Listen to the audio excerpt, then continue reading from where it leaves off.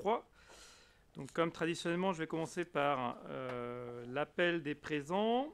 Donc, Pascal Tazarthez, François-Xavier Rivière, Paul Perrin, Franck Odus, Catherine Châtaignier, Claude Michel, Joël Champagnac, Christian Geffray, Zbigniew Rovizipala, Marie-Armelle Blanc, Catherine Lechat. Alors, Isabelle Balusson a donné pouvoir à Catherine Châtaignier, Céline Cardona, Lionel Auger, Véronique Guillet, Raphaël Morvan, David Retoré, Céline Veillard, Jean-Frédéric Sourdin, Natacha Leblanc, Frédéric Després, Virginie Lesage, Michel Bellé, Marc Collin, Isabelle Delépine, Gaëtan Dubreuil-Jardin, Marina Levanier et Tanguy Marion. Donc voilà, donc, le quorum étant atteint, on peut commencer cette séance. Alors, élection du secrétaire de séance. Donc, je vous propose, comme les fois précédentes, Christian Geffray en tant que secrétaire.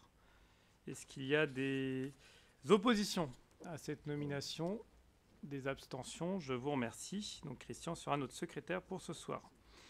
Validation du procès-verbal de la séance précédente. Donc, vous avez reçu le procès-verbal du 9 février 2023. Est-ce qu'il y a des observations par rapport à ce compte-rendu, donc, qui concernait notre débat d'orientation budgétaire, notamment?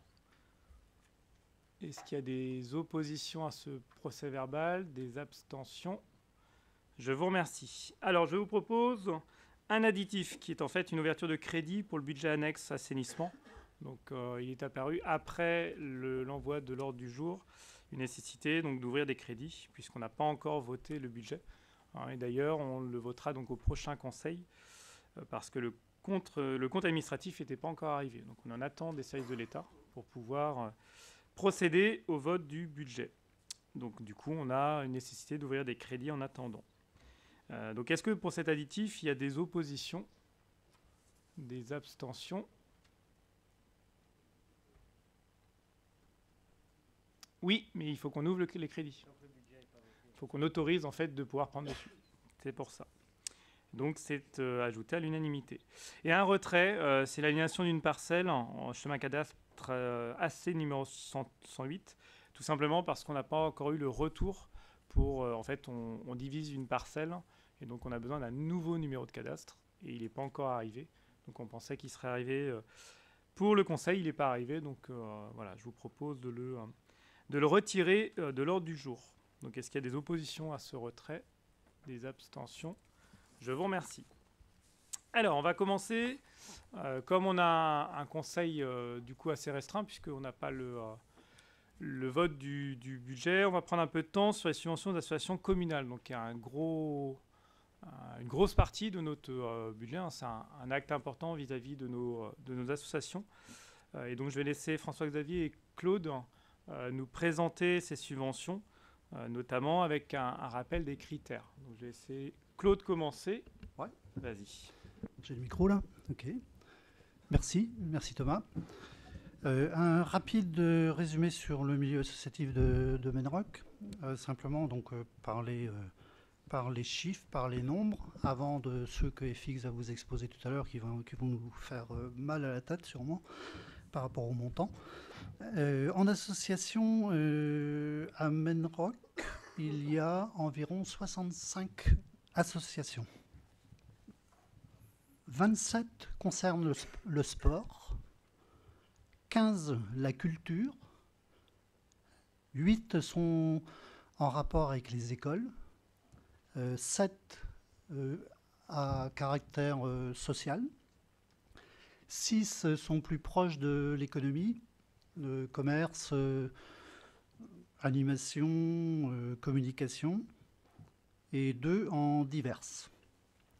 Ça représente, à quelques dizaines près, en adhérents et licenciés pour le sport, environ 1800.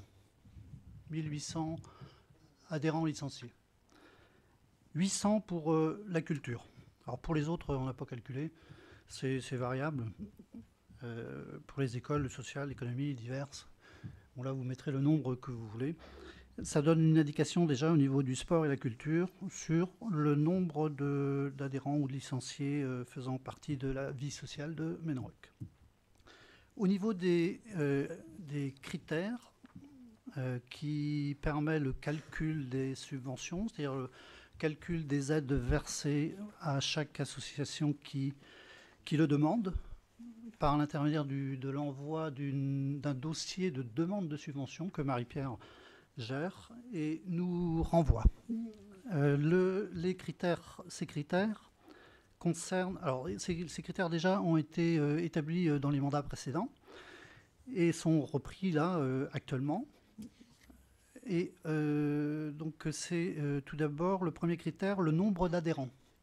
Nombre d'adhérents, moins de 18, plus de 18.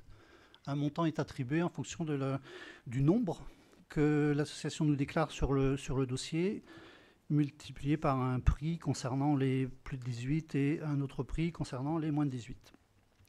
Se rajoute à cela un forfait pour l'école de jeunes, quand il y a une école de jeunes. Je continue, ouais. Et se rajoute à cela aussi 5% du coût salarial d'un intervenant extérieur s'ils emploient donc un prof, un animateur ou un éducateur. Autrement, donc, en cas de fusion de clubs, il y a un forfait de 1 000 € attribué, accordé pour cette fusion. Ensuite, alors ça concerne si vous voulez, les subventions de fonctionnement, c'est-à-dire donc les aides financières apportées aux associations pour les aider à leur fonctionnement. Ensuite, après, il y a donc les subventions donc événementielles qui concernent les événements programmés par les associations dans l'année. Mais ce sont des événements qui sont plus ou moins importantes, accueillant du public qui n'est pas forcément adhérent à l'association et qui revalorise l'image de la commune. Un forfait, donc dans ce cas-là, de 500 € est attribué. Et reste l'exceptionnel. Donc l'exceptionnel, c'est pas compliqué, c'est la subvention qui ne rentre ni dans la première ni dans la deuxième. Voilà. Alors il y avait, mais non plutôt il y avait un encouragement jeunesse voté dans le mandat précédent et qui continuait jusqu'en 2020. Oui, 2020. C'est arrêté en 2020. 1 000 € encouragement jeunesse. C'est qui est arrivé à échéance donc cette année. On l'a attribué à moitié pour ne pas faire une baisse d'aide trop importante la première année comme ça, direct. On l'a accordé à 500 € l'année passée, ensuite à 250 € et là cette année, donc il s'arrête. Donc FX vous en parlera mieux que moi tout à l'heure dans les chiffres qu'il exposera. Donc voilà en résumé une présentation donc, du dossier subvention. Les calculs que FX va vous présenter tout de suite ont été faits après le travail de David Rétoré, François-Xavier Rivière et moi-même. Visualisé il y a quelques jours par avec Marc Collin. Voilà. FX, tu peux exposer tes chiffres. Bon courage. Et tu peux appuyer, Claude, sur ton bouton. Donc effectivement, c'était bien de rappeler les critères, hein, parce que ça permet aussi d'expliquer pour qu'il y ait une équité dans la dotation, il faut qu'il y ait des règles. Hein, et comme l'a très bien dit Claude, effectivement, ça avait été travaillé déjà avec Marc sur le mandat passé. Il y avait déjà eu un gros travail. Donc ce travail-là a continué, c'est adapté. Et donc ça permet d'avoir une grille qui est la même pour toutes les associations, sportives d'un côté, culturelles de l'autre. Donc voilà, ça évite les dotations forfaitaires qui sont parfois inéquitables. Donc c'était important de le rappeler pour que vous ayez toutes les tous les critères qui sont utilisés pour le calcul. Et du coup, FX, je te donne la parole. Merci Thomas. Donc je vais parcourir les subventions. Donc on va commencer par les subventions donc de fonctionnement. Donc pour la première association, donc, qui est l'ASB, Amicale Sportive Brissoise. Donc pour cette année, donc, un calcul monte à 3 660 €. Donc un peu plus de l'année dernière, puisque c'est équivalent. Alors, les plus ou les moins sont principalement dus au nombre de licenciés ou adultes ou enfants. Donc là, les 160 € d'écart sont principalement liés à cet écart-là et ce que disait Claude tout à l'heure, à la baisse de l'encouragement jeunesse. Autre association, donc ABC pour le billard. On passe de 470 € à 455 €, donc 15 € du fait d'un adhérent de moins. Coglay Gym Enfant, 985 €, donc 5 € de moins, dû également 2 adultes de moins et un enfant, un nouvel adhérent, donc un enfant. Courir au Coglay, pas de changement, même nombre d'adhérents, donc le montant est identique, 495 €. Pour le VCMR, 925 € cette année contre 855 € l'année dernière, qui équivaut aux adhérents. 3 adultes de plus et un jeune de plus. Dojo du Coglay, on passe de 1000 € à 920 €. 80 € de moins, ce qui concerne 3 adultes, mais surtout 5 jeunes de moins. FCSB, 2660 €, alors qui donc s'explique par la baisse, la suppression de l'encouragement jeunesse, donc qui était de 250 €. 9 adultes de moins et 2 jeunes de plus. Menrock Gym, adulte, 900 € l'année dernière, on passe à 1125 €. La grosse évolution, 15 adultes de plus. MRVB, donc pour le volley, on passe de 1335 € à 1285 €. Donc dû à 5 adultes de plus, mais 5 enfants de moins. Pour la pétanque maine-roccoise, on passe de 850 € à 535 €. Alors ceci s'explique donc non pas que par des adultes de plus, puisqu'il y avait 185 € d'adultes de plus, mais une sollicitation à un effort considéré du club de 500 € qu'on a en fait déduit à cette subvention pour réaliser un championnat départemental qui va se réaliser le 25 et 26 mars prochain sur la commune historique de Saint-Étienne. Donc on a travaillé ensemble et donc on considère qu'un effort de la municipalité est réalisé, mais aussi du club. Donc il s'agit en fait d'un agrandissement du parking existant devant la salle des Rochers pour atteindre 45 terrains de pétanque nécessaires à ce championnat, donc interclub. Donc voilà, donc sur un devis, on va dire, de un peu plus de 1200 €, on va dire qu'on prend une participation à hauteur de 500 € sur cette subvention. Pour la Stéphanaise Babington, évolution donc de 520 € à 727,50 €, donc qui est due à une indemnisation salariale pour l'école de jeunes, un adulte de plus et 6 jeunes de plus.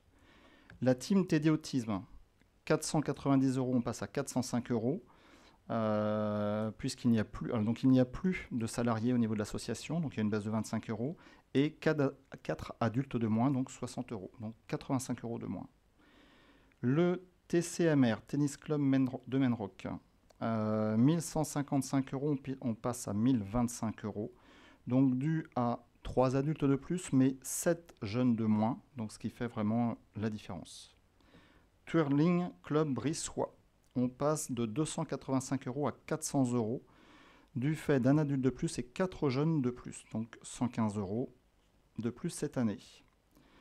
Le Twirling Club Stéphanais, on est à 270 €, nous n'avions pas de demande l'année passée. L'ACA Saint-Brice-en-Cogle, donc association donc de chasse. Alors là, une baisse de 375 € à 180 €, puisque après étude, 12 adhérents adultes Menroquois sur 25 inscrits réellement. Donc en fin de compte, dans l'étude, on s'est aperçu que des adhérents hors commune étaient déclarés, alors que nous participons à la hauteur donc des Menroquois. Donc une année où il y a eu une hausse, on va dire. Donc ce qui explique la baisse aujourd'hui. Sachant que l'année passée, on était à 210 €. Voilà. L'ACA Saint-Étienne, pas de changement, pas de changement d'adhérent, donc on reste sur le même montant de 370 €. La CMBSS, donc le club Couesnon Marche de Bretagne, sauvetage et secouriste, passe de 860 € à 965 € dû à plus de licenciés. La Zumba Brice, donc une première demande qui équivaut à 355 € au nombre de licenciés. Et Saint-Brice Danse, première demande également, qui équivaut à 450 € par rapport au nombre de licenciés. Ce qui nous fait un total, alors, on est à 18 781 €. Et à ça, alors des clubs nous ont sollicité sur l'EGE, le groupement d'employeurs. Nous avons reçu donc les demandes qui va être donc à l'étude, puisque les demandes donc, des 4 clubs, donc Cogle Gym, FCSB, Association de volley MRVB et TCMR, donc le tennis, nous ont sollicité donc à hauteur de 7 695 €. Donc ce qui n'est pas négligeable. Donc nous allons étudier les demandes et reviendrons vers vous au mois d'avril avec ces éléments.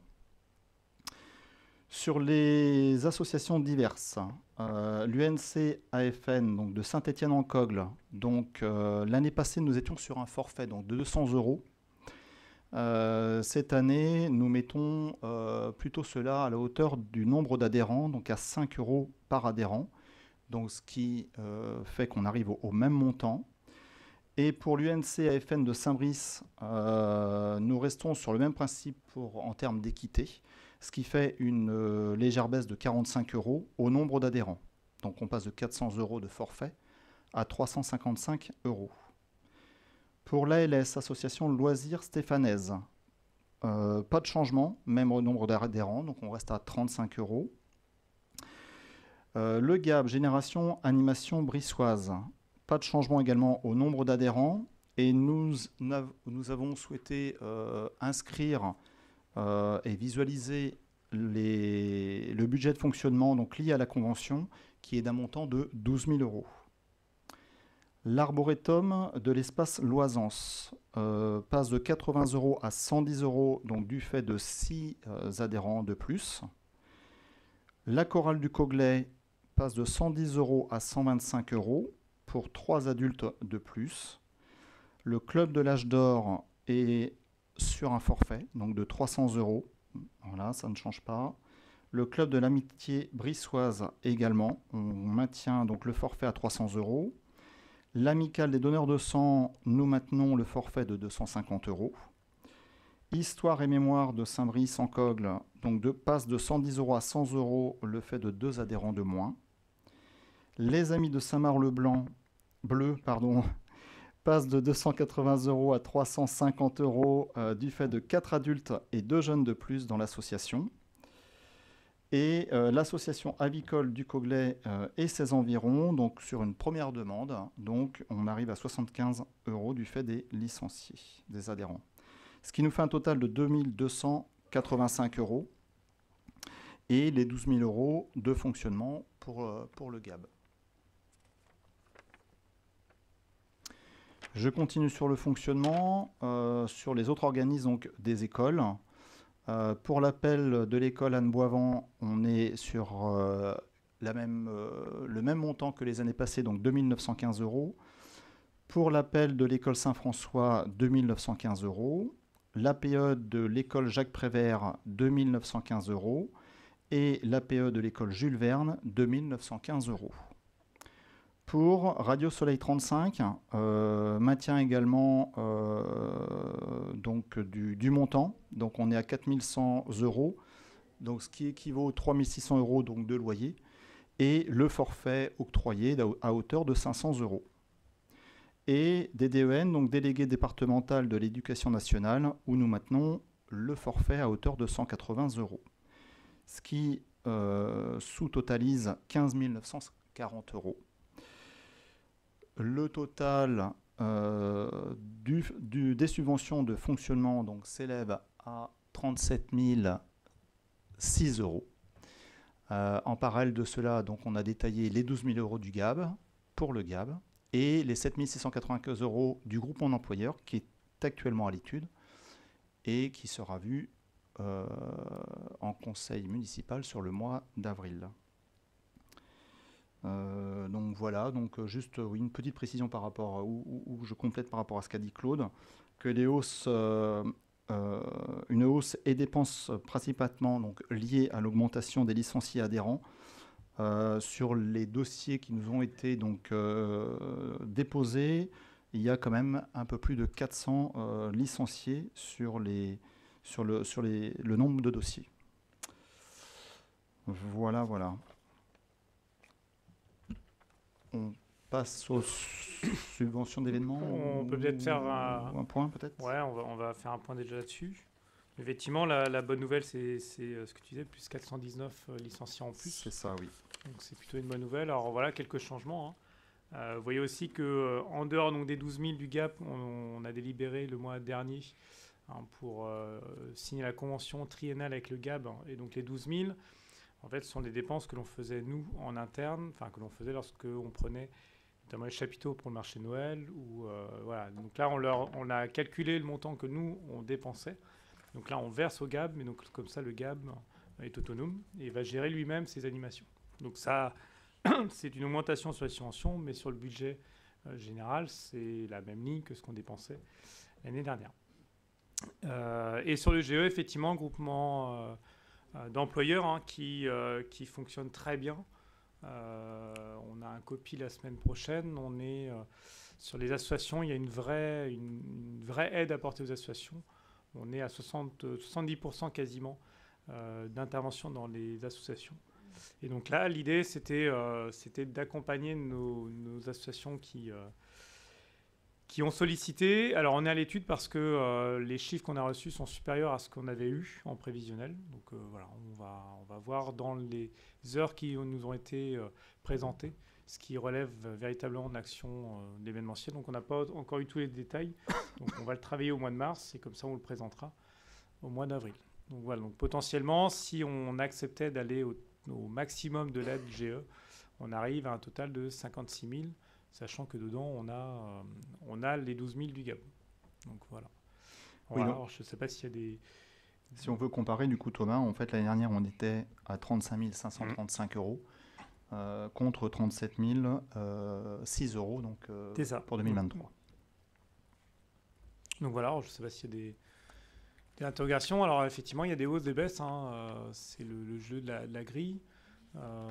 Globalement, ça permet quand même de glisser. C'est-à-dire qu'il y a des associations, on a de nouvelles associations qui ont sollicité des aides. On a certaines qui ont baissé. C'est aussi le jeu des vases communicants. Et je tiens à le préciser comme chaque année que ça, c'est une partie de l'aide que l'on apporte aux associations, puisque un certain nombre bénéficient également de nos éducateurs communaux et de nos services techniques, puisque sur certains événements, on y intervient. L'exemple même, alors il y a un exemple qu'on peut peut-être, qui est une proposition, c'est le retrait de 500 € pour la pétanque, qui effectivement organise un championnat départemental. Et dans la demande, c'était de bénéficier d'un bout de parking. Et en fait, ça s'est révélé que c'était pas le bout de parking, c'est qu'il fallait agrandir le parking. Donc on était à un coût conséquent. Et donc on a la proposition, c'est de dire on dépense plus que prévu, mais ce serait bien que le club participe aussi financièrement. Donc voilà la proposition, c'est une proposition. Si le conseil estime que c'est exagéré ou que c'est trop, on suivra l'avis du conseil. C'est une proposition parce que c'est tombé tout récemment. C'était décidé la semaine dernière. Donc voilà, on a profité de ce conseil pour l'intégrer. Claude, tu voulais intervenir. Oui, une précision sur les 400, combien tu as dit, FX 419. 419, ouais. Oui, licenciés.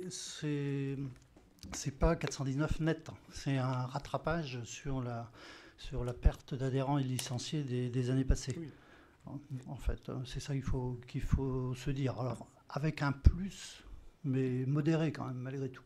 Parce qu'au niveau national, dans les statistiques, d'après ce qu'ils disent, c'est moins 10% de licenciés en moyenne dans les associations. Donc c'est plus, on va considérer que c'est plus un rattrapage. Malgré tout, ça donne quand même une notation énergique des associations qui est repartie à la hausse. Ça, par contre, c'est à la hausse. On a quand même une dynamique qui est là, voilà, et qui n'était pas gagnée. Donc ça, c'est positif. Voilà. Gaëtan. Alors, j'ai plusieurs petites questions. Pourquoi il a été décidé de supprimer l'aide aux jeunes ?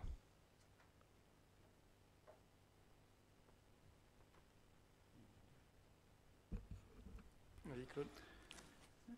C'est un critère qui... là enfin, c'est pas trop à moi de donner la réponse, c'est plutôt à Marc, puisque de toute façon c'était dans le mandat précédent, et c'est en fait une décision du conseil d'avant, enfin, ou du sport, enfin je sais pas comment c'était...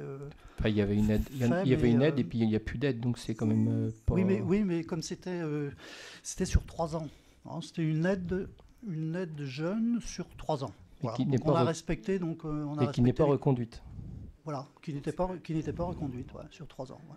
Ouais. Marc peut nous l'expliquer plus, je pense. Parce qu'il y a un doublon aussi maintenant avec les jeunes et du fait qu'on est passé en plus, ouais, pour eux à 25 €, alors que les adultes sont à 15 €. Voilà. Donc on avait décelé ça il y a 2 ou 3 ans. Donc oui, puis en c'est plus, pour ça que progressivement on l'a supprimé. En plus, c'était une aide fixée à 3 ans. Mais on l'a prolongée du fait que baisser l'aide annuelle de la subvention de 1 000 € d'un coup pour une association, ça fait mal, quoi. Donc on l'a prolongée de 2 ans, en dégradant le montant de 500 à 250 €. Voilà. Donc on a versé plus que ce qui était prévu sur les 3 ans. Au niveau du groupement d'employeurs, donc tu as dit, Thomas, qu'on allait en reparler. Il avait été donc aussi émis l'idée que pour qu'il y ait une justice entre les associations qui bénéficient de nos éducateurs, il aurait été facturé aussi aux associations sportives le temps passé de nos éducateurs. Et est-ce que tout ça va être aussi comptabilisé et comment vont supporter ça les associations ? Et puisque pour beaucoup, lorsqu'elles ont présenté leur budget l'année dernière en AG, elles s'interrogeaient sur comment équilibrer leur budget. Donc effectivement, sur l'hypothèse qu'on avait travaillé, donc on est en train de finaliser les calculs, c'est pour ça qu'on ne l'a pas mis là, et qu'on a décalé. On a préféré attendre que la saison sportive se termine, et donc on vous le présentera prochainement. L'idée, c'est de facturer à la rentrée 2023, septembre.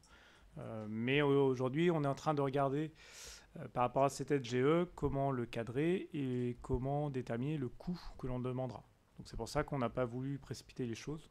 Aujourd'hui, on est en train de voir quel est le coût qui à la fois nous permet d'équilibrer l'aide du GE et en même temps de ne pas mettre en difficulté les associations. Donc là, on vient de recevoir ces heures-là, donc on est en train de le travailler et on vous présentera un scénario pour que, à la fois, nous, ça nous permette d'équilibrer et que, encore une fois, l'objectif n'est pas de pénaliser les associations, mais de pouvoir aussi les responsabiliser. Donc voilà, c'est pour ça qu'on ne l'a pas mis dedans, parce que le calcul n'est pas encore terminé et qu'on préfère vous donner le scénario abouti plutôt que des pistes. Mais effectivement, avec nos éducateurs facturés pour les 2 éducateurs communaux que l'on met à disposition des associations du territoire. Donc on les facturera. Oui. Donc c'est quand même un véritable changement de politique. Oui.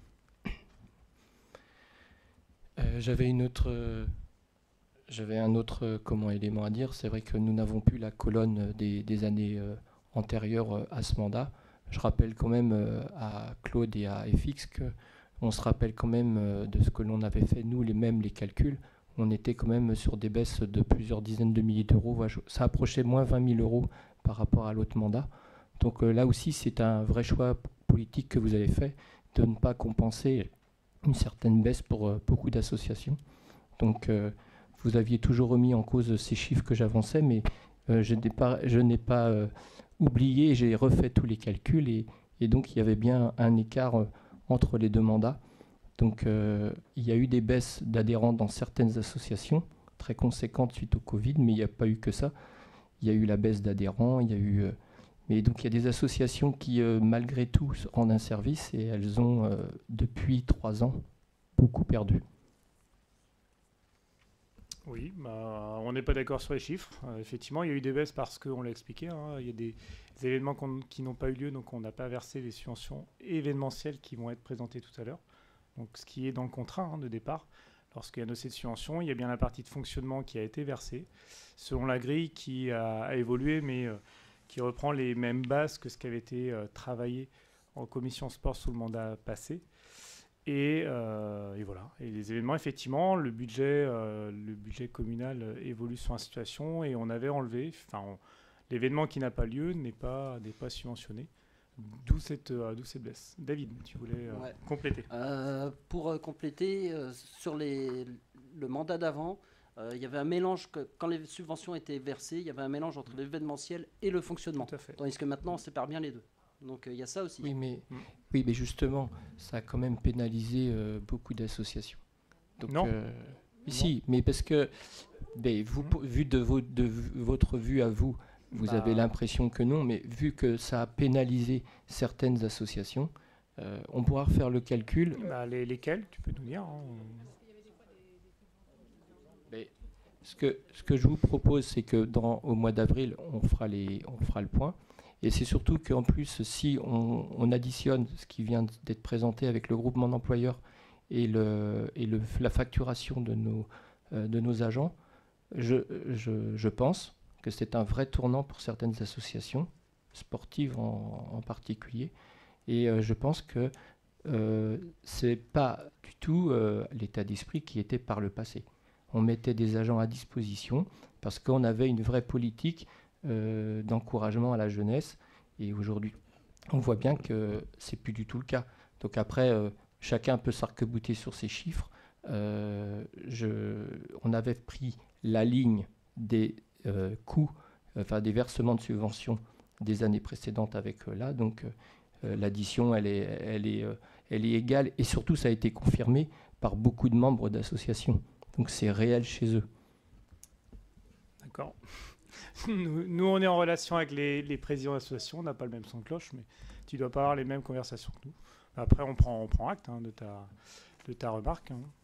Si tout va bien. François-Xavier. Oui, juste par rapport à ce que dit Gaëtan, moi je suis déjà intervenu lors d'un conseil municipal pour exprimer les erreurs de calcul en tout cas, et que les différences qui étaient de 7-8 000 euros de l'époque étaient liées essentiellement au Covid. Nous l'avons relativement détaillé, mais nous sommes preneurs en tout cas de tes calculs, Gaëtan, et lors des prochaines sous-commissions sport avec Marc, ça sera très intéressant de pouvoir tout retrouver puisqu'on a tous les éléments dans un tableau, donc c'est facile de pouvoir les retrouver. Alors, les associations en difficulté, moi je suis très curieux de savoir lesquelles, puisque l'ensemble des dossiers de demande de subvention qui nous sont faits font apparaître une trésorerie qui ne fait pas ressortir de réelles difficultés, en tout cas dans les associations qui nous sollicitent des subventions. Donc celles en tout cas qui t'en ont fait part, nous sommes très intéressés de les connaître. Voilà.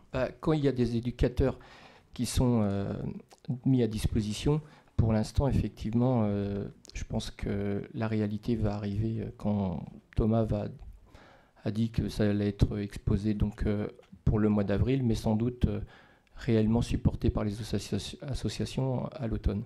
Donc on en reparlera.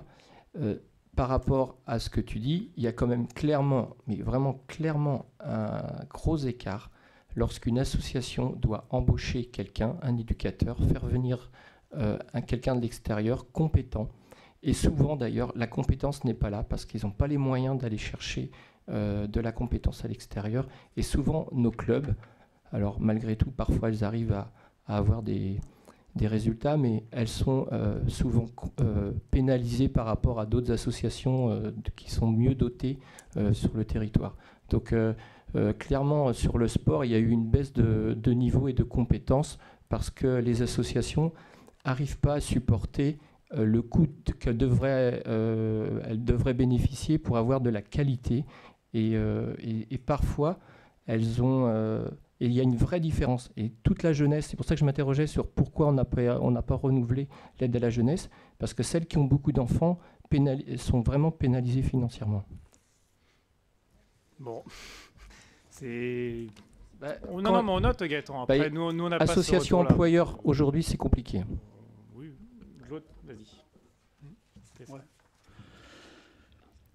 J'aimerais rajouter que là, on gère de l'argent public. Donc, c'est important, ce n'est pas notre argent. Il est important d'être organisé, structuré et puis ferme dans les calculs, tout en faisant confiance à tous, bien sûr, et en premier aux associations. Maintenant, sur des raisonnements hypothétiques, moi je veux bien, mais non, ce n'est pas notre philosophie. Donc c'est la sous-commission, enfin une partie de la sous-commission avec l'accompagnement du maire nous permet d'avoir une certitude sur les propositions que l'on fait et qui sont tout à fait équitables et justes en fonction, de la situation des associations, 2, de leurs besoins, 3, bah dites-moi. Il manque le 3. Du nombre d'adhérents. Le nombre d'adhérents. Et donc, je répète, c'est quand même de l'argent public. Donc, il n'est pas question de faire n'importe quoi, ou en tous les cas, des raisonnements hypothétiques, comme on peut entendre. Voilà. Après, si tu veux, Claude, c'est un choix. De l'argent public, comme tu dis, c'est tous les mois qu'on en parle ici. Il y a des choix qui sont faits de votre municipalité. Donc, j'espère que tu auras la même rigueur pour d'autres sujets. Merci. François-Xavier, on peut continuer du coup. Je ne sais pas. Vas-y. Donc sur les subventions événementielles. Il y a David qui veut... Pardon. Juste un petit point, moi j'ai retrouvé le tableau des subventions de 2017, parce que j'étais dans la commission sport déjà. En 2017, il y avait eu 21 070 euros de versés. Voilà, il y avait moins d'associations à demander, mais bon, voilà, il y avait quand même 21 070 euros.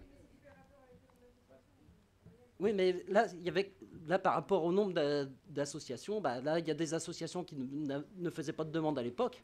Voilà. Donc... Mais Marc nous amènera les éléments. Marc, si tu le veux bien, tu nous amèneras les éléments à la prochaine sous-commission sport.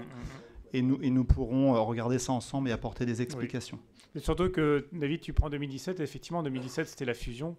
Et Marc, si je ne m'abuse, on a commencé à vraiment mettre les critères à partir de là, 2007-2018. Donc c'est vrai qu'en fait, il faudrait trouver le tableau de 2018-2019. On avait commencé avant la fusion, on avait repris après la fusion. Donc, ouais. Saint-Étienne avait fait les critères, on les a transposés à Saint-Brice, donc Maine-Rock, en 2017-2018. Et en fait, ce serait intéressant de trouver le tableau de 2019. Voilà. Mais après, on n'est pas fermé, mais comme dit Claude, on se base sur des données réelles. Donc voilà.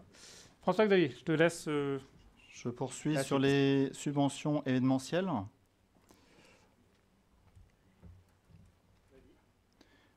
Alors donc ça doit être plus bas.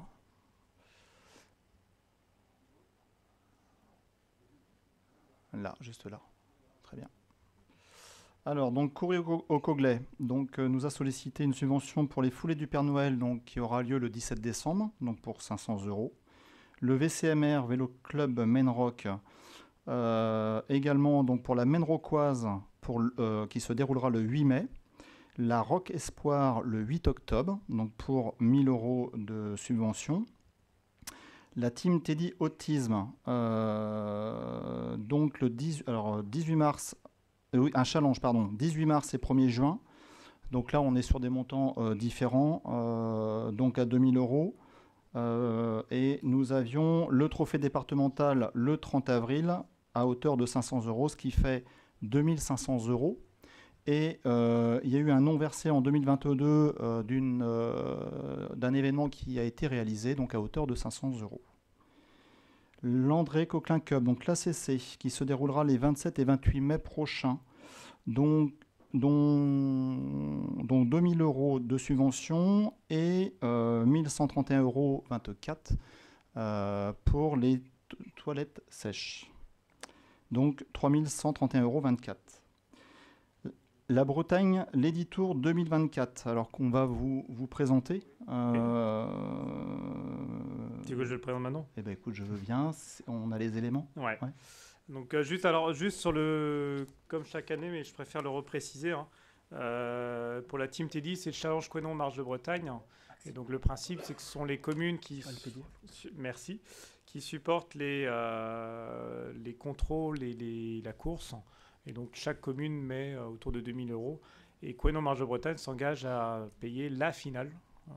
Voilà, donc c'est un peu le principe.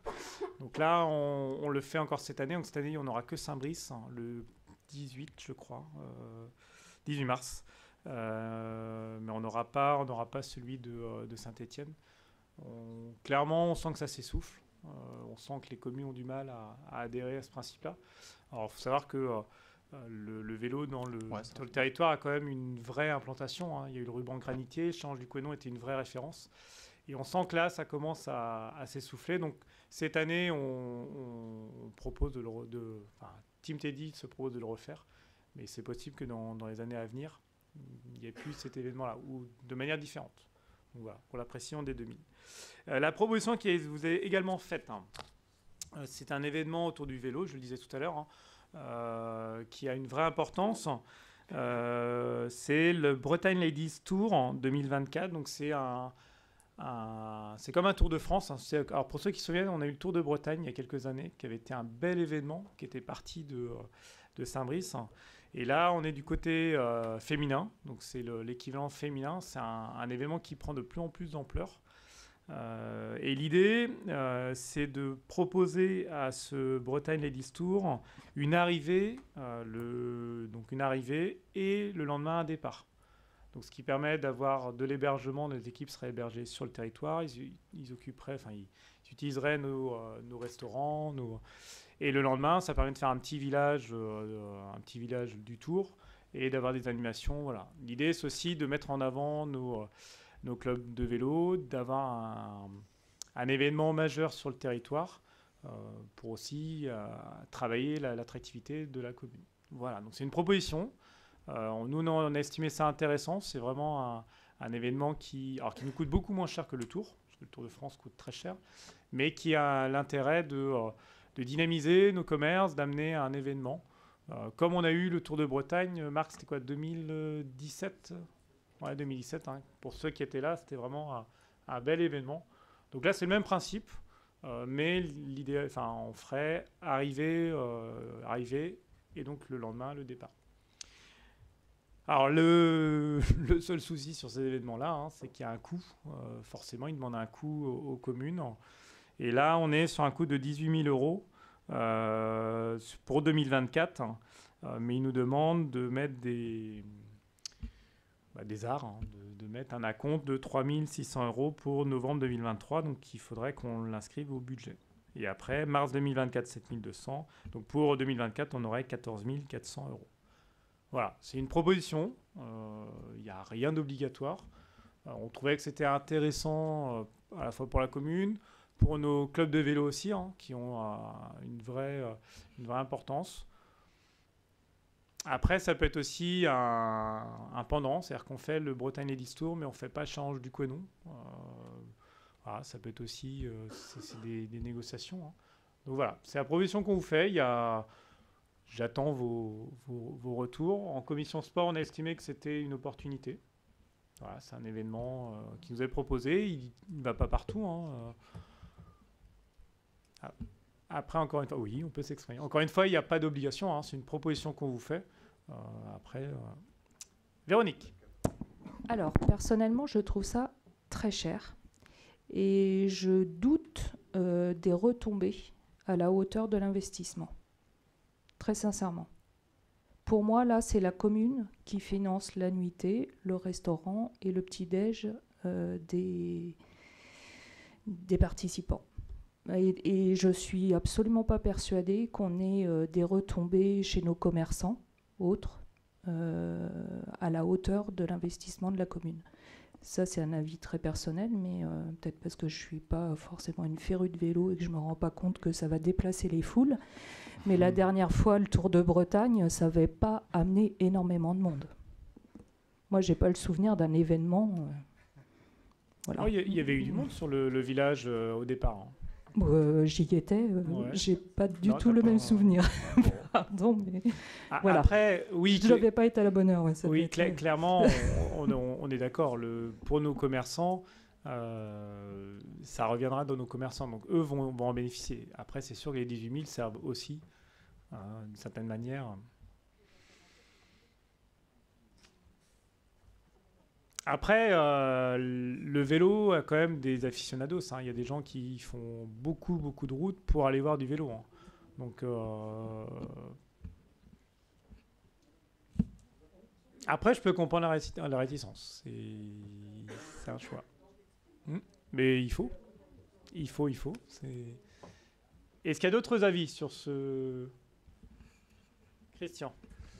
Pourquoi est-ce qu'il y a autant d'écart entre 2023 et 2024 ? Il y a ? Oui. Oui, non, mais d'accord, mais il y a 14 400 € pour 2024 et que 3 600 pour 2023. C'est la compte, en fait. Ça leur sert deux fois parce que, en fait, eux, ils commencent à organiser les courses. Tout ça, c'est pour une seule course, alors. Ouais, eux, ils commencent à organiser les courses en fin d'année, donc ils ont besoin d'un fonds de départ. Comme pour le Tour de France, c'est pareil, on verse avant. Donc il y a différentes mensualités. C'est pour ça. Après, moi, je suis comme Véronique, je ne suis pas tellement convaincu qu'il y aura beaucoup d'entrées non plus. Je ne suis pas convaincu. Enfin, bon. Après, on a d'autres formules aussi. Nous, on était partis là-dessus parce qu'on estimait que les équipes vont être sur le territoire. Donc il y aura forcément, pas que le Lion d'Or, il va y avoir besoin de loger.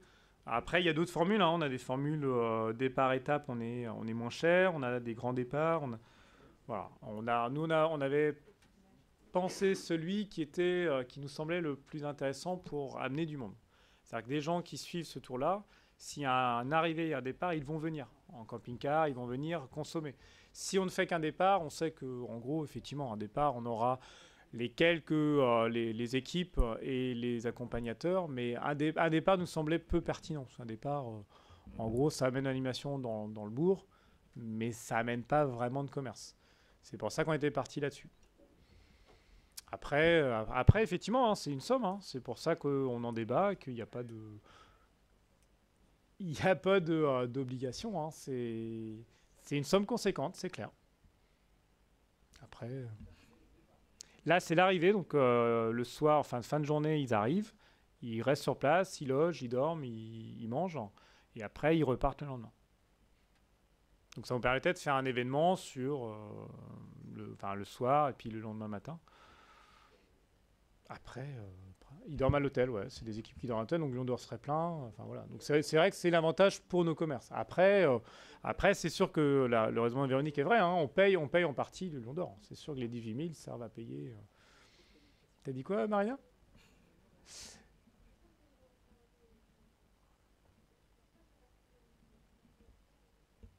C'est pour ça qu'on vous le présente. Il y a cette opportunité-là. Après, alors, qui est-ce qui...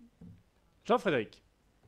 Oui. Ouais, moi, je connais le monde du vélo, donc moi, je trouve ça intéressant. Je trouve ça, surtout qu'on a des clubs dans le secteur, pas qu'à Saint-Brice, autour, Louvigné, Saint-James, Fougères. Donc moi, je trouve ça plutôt intéressant. Et toi, Véro, qui est la pro du vélo, tu devrais connaître ce monde-là. Pas le même vélo. Un vélo électrique alors. Il n'y a pas de compétition encore vélo électrique, Véro. Non, ça viendra peut-être. Non, moi je trouve ça plutôt intéressant. Après, je pense qu'il faut le prendre sous deux formes. Donc c'est une forme intéressante pour les associations du territoire, du Pays de Fougères et tout ça. Et aussi, c'est un coup de com, un coup de pub. Il faut prendre ça aussi de ce sens-là. Si ça peut nous faire rayonner, si on peut faire venir des gens à Menrock qui ne connaissent pas Menrock, c'est un autre... voilà. Je sais pas, moi je prends ça sous deux versions, quoi, en fait. Alors, juste pour préciser, là on est sur 18 000 € brut. Après, sur un événement comme ça, on peut aussi solliciter la Comcom, puisque ça fait partie... on est sur un événement qui n'est pas communal, qui est un événement même national. Donc là-dessus, la Comcom participera. Ça rentre dans les catégories de la commission sport. On peut également demander du contrat de territoire, puisque là aussi... Donc après, on peut demander des sponsors. Là, c'est un 18 000 brut. Ça ne veut pas dire que la commune paiera 18 000. Là-dessus, on peut... on a eu d'autres événements comme ça. On peut, sans trop m'avancer, la Comcom au niveau de la commission sport pourra donner un petit peu. Voilà, donc c'est-à-dire qu'on peut aller chercher quelques financements qui ne montent pas jusqu'à 18 000. Alors, c'est vraiment du brut. Mais c'est vrai que ça reste une belle somme. Gaëtan. On c'est Marc là. Ah non, c'est Marc. Vas-y, Marc. Donc juste, oui, une précision par rapport au tour précédent masculin qui c'était bien en 2017, le 1er mai, une étape de 145 km. Donc le départ s'était fait à Saint-Brice. C'était un départ à Saint-Brice et une arrivée, et c'était l'arrivée finale du tour, puisque c'est sur une semaine. C'était la dernière étape. Et l'arrivée était à Fougères, après 147 km de fait. Voilà. Bon, après, derrière, oui, c'est sûr que ça a tout le temps un coût. Pour les féminines aussi également. Bon, après, c'est à nous de choisir, à nous de voir. Mais le vélo, c'est beaucoup de subventions. De toute façon, si on veut que ça tourne, les roues, il faut subventionner. Ouais. Faut payer cher. Ouais. Mais ça attire aussi du monde. Et puis, on est quand même la terre du vélo, quoi. Alors, est-ce qu'on les a déjà? C'est au mois de mai. Non, je pense pas qu'elles sont déterminées pour l'instant. Parce que les dates de 2023, 2024, à mon avis, le planning n'est pas encore arrêté.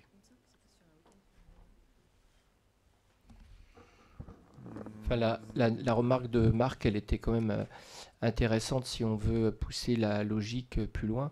C'est que la dernière fois, c'était quand même la dernière étape et donc ça tombait sans doute sur une journée en semaine qui peut-être était plus favorable à l'accueil du public. Si cette journée est dans pleine semaine, c'est quand même les retombées sont moindres. Donc il y a quand même quelques critères à observer avant. L'événement, il est toujours très intéressant et le monde du vélo, effectivement, en plus pour les femmes, je sais que c'est quelque chose qui est très très lourd à supporter et c'est bien pour ça d'ailleurs que dans notre territoire, on a du mal à conserver les courses et les communes qui accueillent. Mais on fait souvent supporter effectivement le coût par la commune qui accueille l'arrivée et le départ, mais bon, ça profite à d'autres au passage.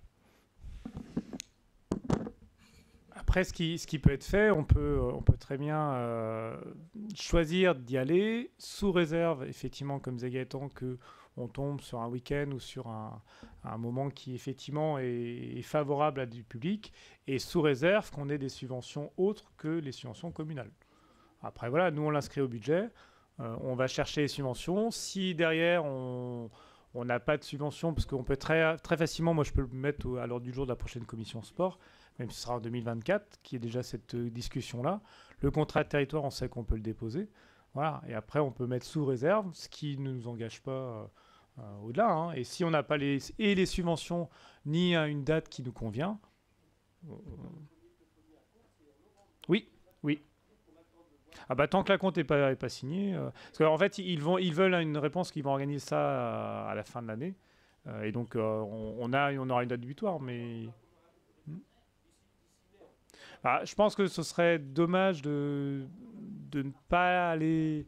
Oui, mais c'est la réponse d'engagement. Après, tant que tu n'as pas versé...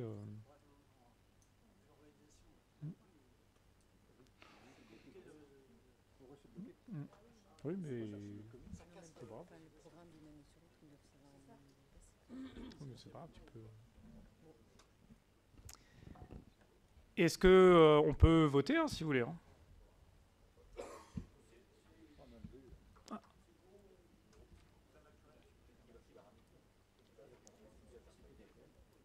Vas-y, Lionel, prends ton micro, Lionel. Vas-y.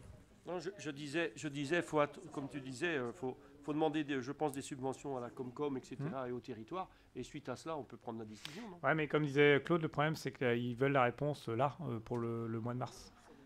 Parce qu'eux, ils ont besoin d'un engagement. Après, nous, on peut les appeler. Hein.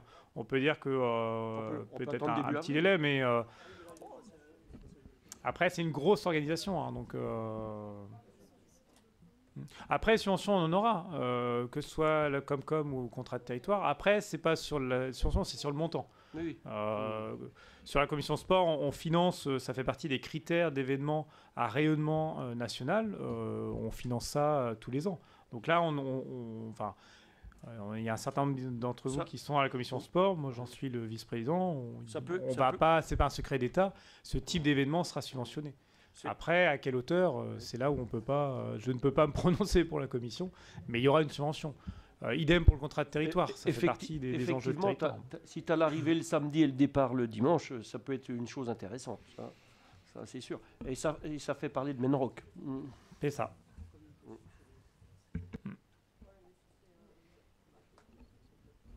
Il y a... Prends ton micro. Non, j'allais dire, il y a plusieurs tarifs, si tu veux le week-end ou des choses comme ça ou pas? C'est pas sur le week-end, c'est sur la formule. Soit tu fais un départ d'étape, soit un grand départ, soit une arrivée. Et là, c'est vrai qu'il y avait même un contre-la-montre. À un moment donné, on s'était dit, un contre-la-montre, ça peut être pas mal pour garder du monde. C'est pas mal. Mais le contre-la-montre, c'est-à-dire qu'on bloque notre voirie pendant une journée. En termes de logistique, c'est très très lourd. Voilà. Et donc, on se disait, une arrivée, ça permet de garder les gens sur le territoire. Et le départ, on a un petit événement qui permet d'amener.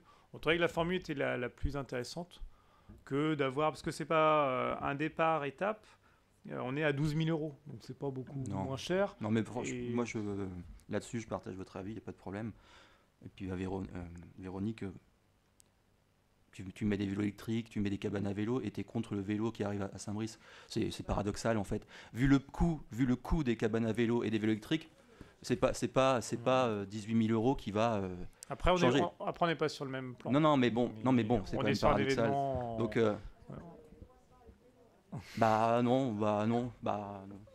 Donc, après, on n'est pas sur le même plan. Oui, mais bon, quand même. Si on veut faire une ville à vélo, on va jusqu'au bout. Et puis en plus, pour l'association. Je peux avoir le micro. Vas-y, Véronique. Alors, je peux finir. Oui, je te laisse finir. Je peux finir. Non, mais je finis d'abord. Vas-y, finis alors. Et pour l'association Tête d'Idiotisme, je pense que c'est très bien. Et puis en plus, pour le vélo féminin, c'est très bien aussi. Donc non, je partage votre avis, il n'y a pas de problème. Alors, juste, effectivement, ce que je disais hors micro, c'est que, a priori, j'ai plus le droit de parler vélo ou d'être contre un projet vélo parce que j'ai porté pour une commission un projet VAE pour la commune. Bref, qui coûte cher, effectivement. Mais juste là, on a une période de débat où chacun peut s'exprimer sur une orientation à prendre ou pas. Je m'exprime. Chacun a le droit de s'exprimer en ce moment.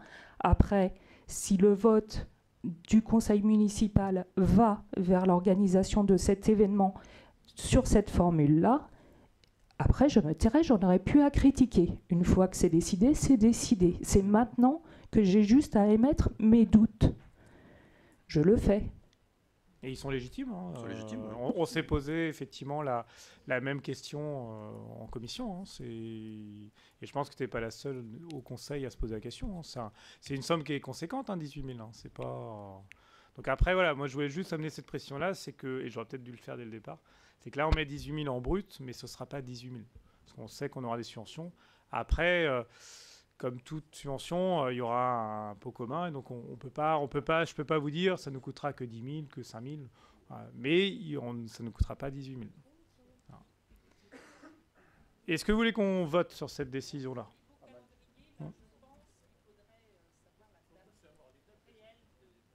Ouais. Non, c'est mai.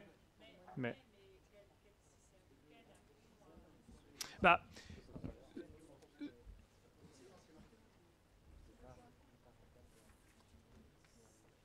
Mais parce que c'est sur une... ouais.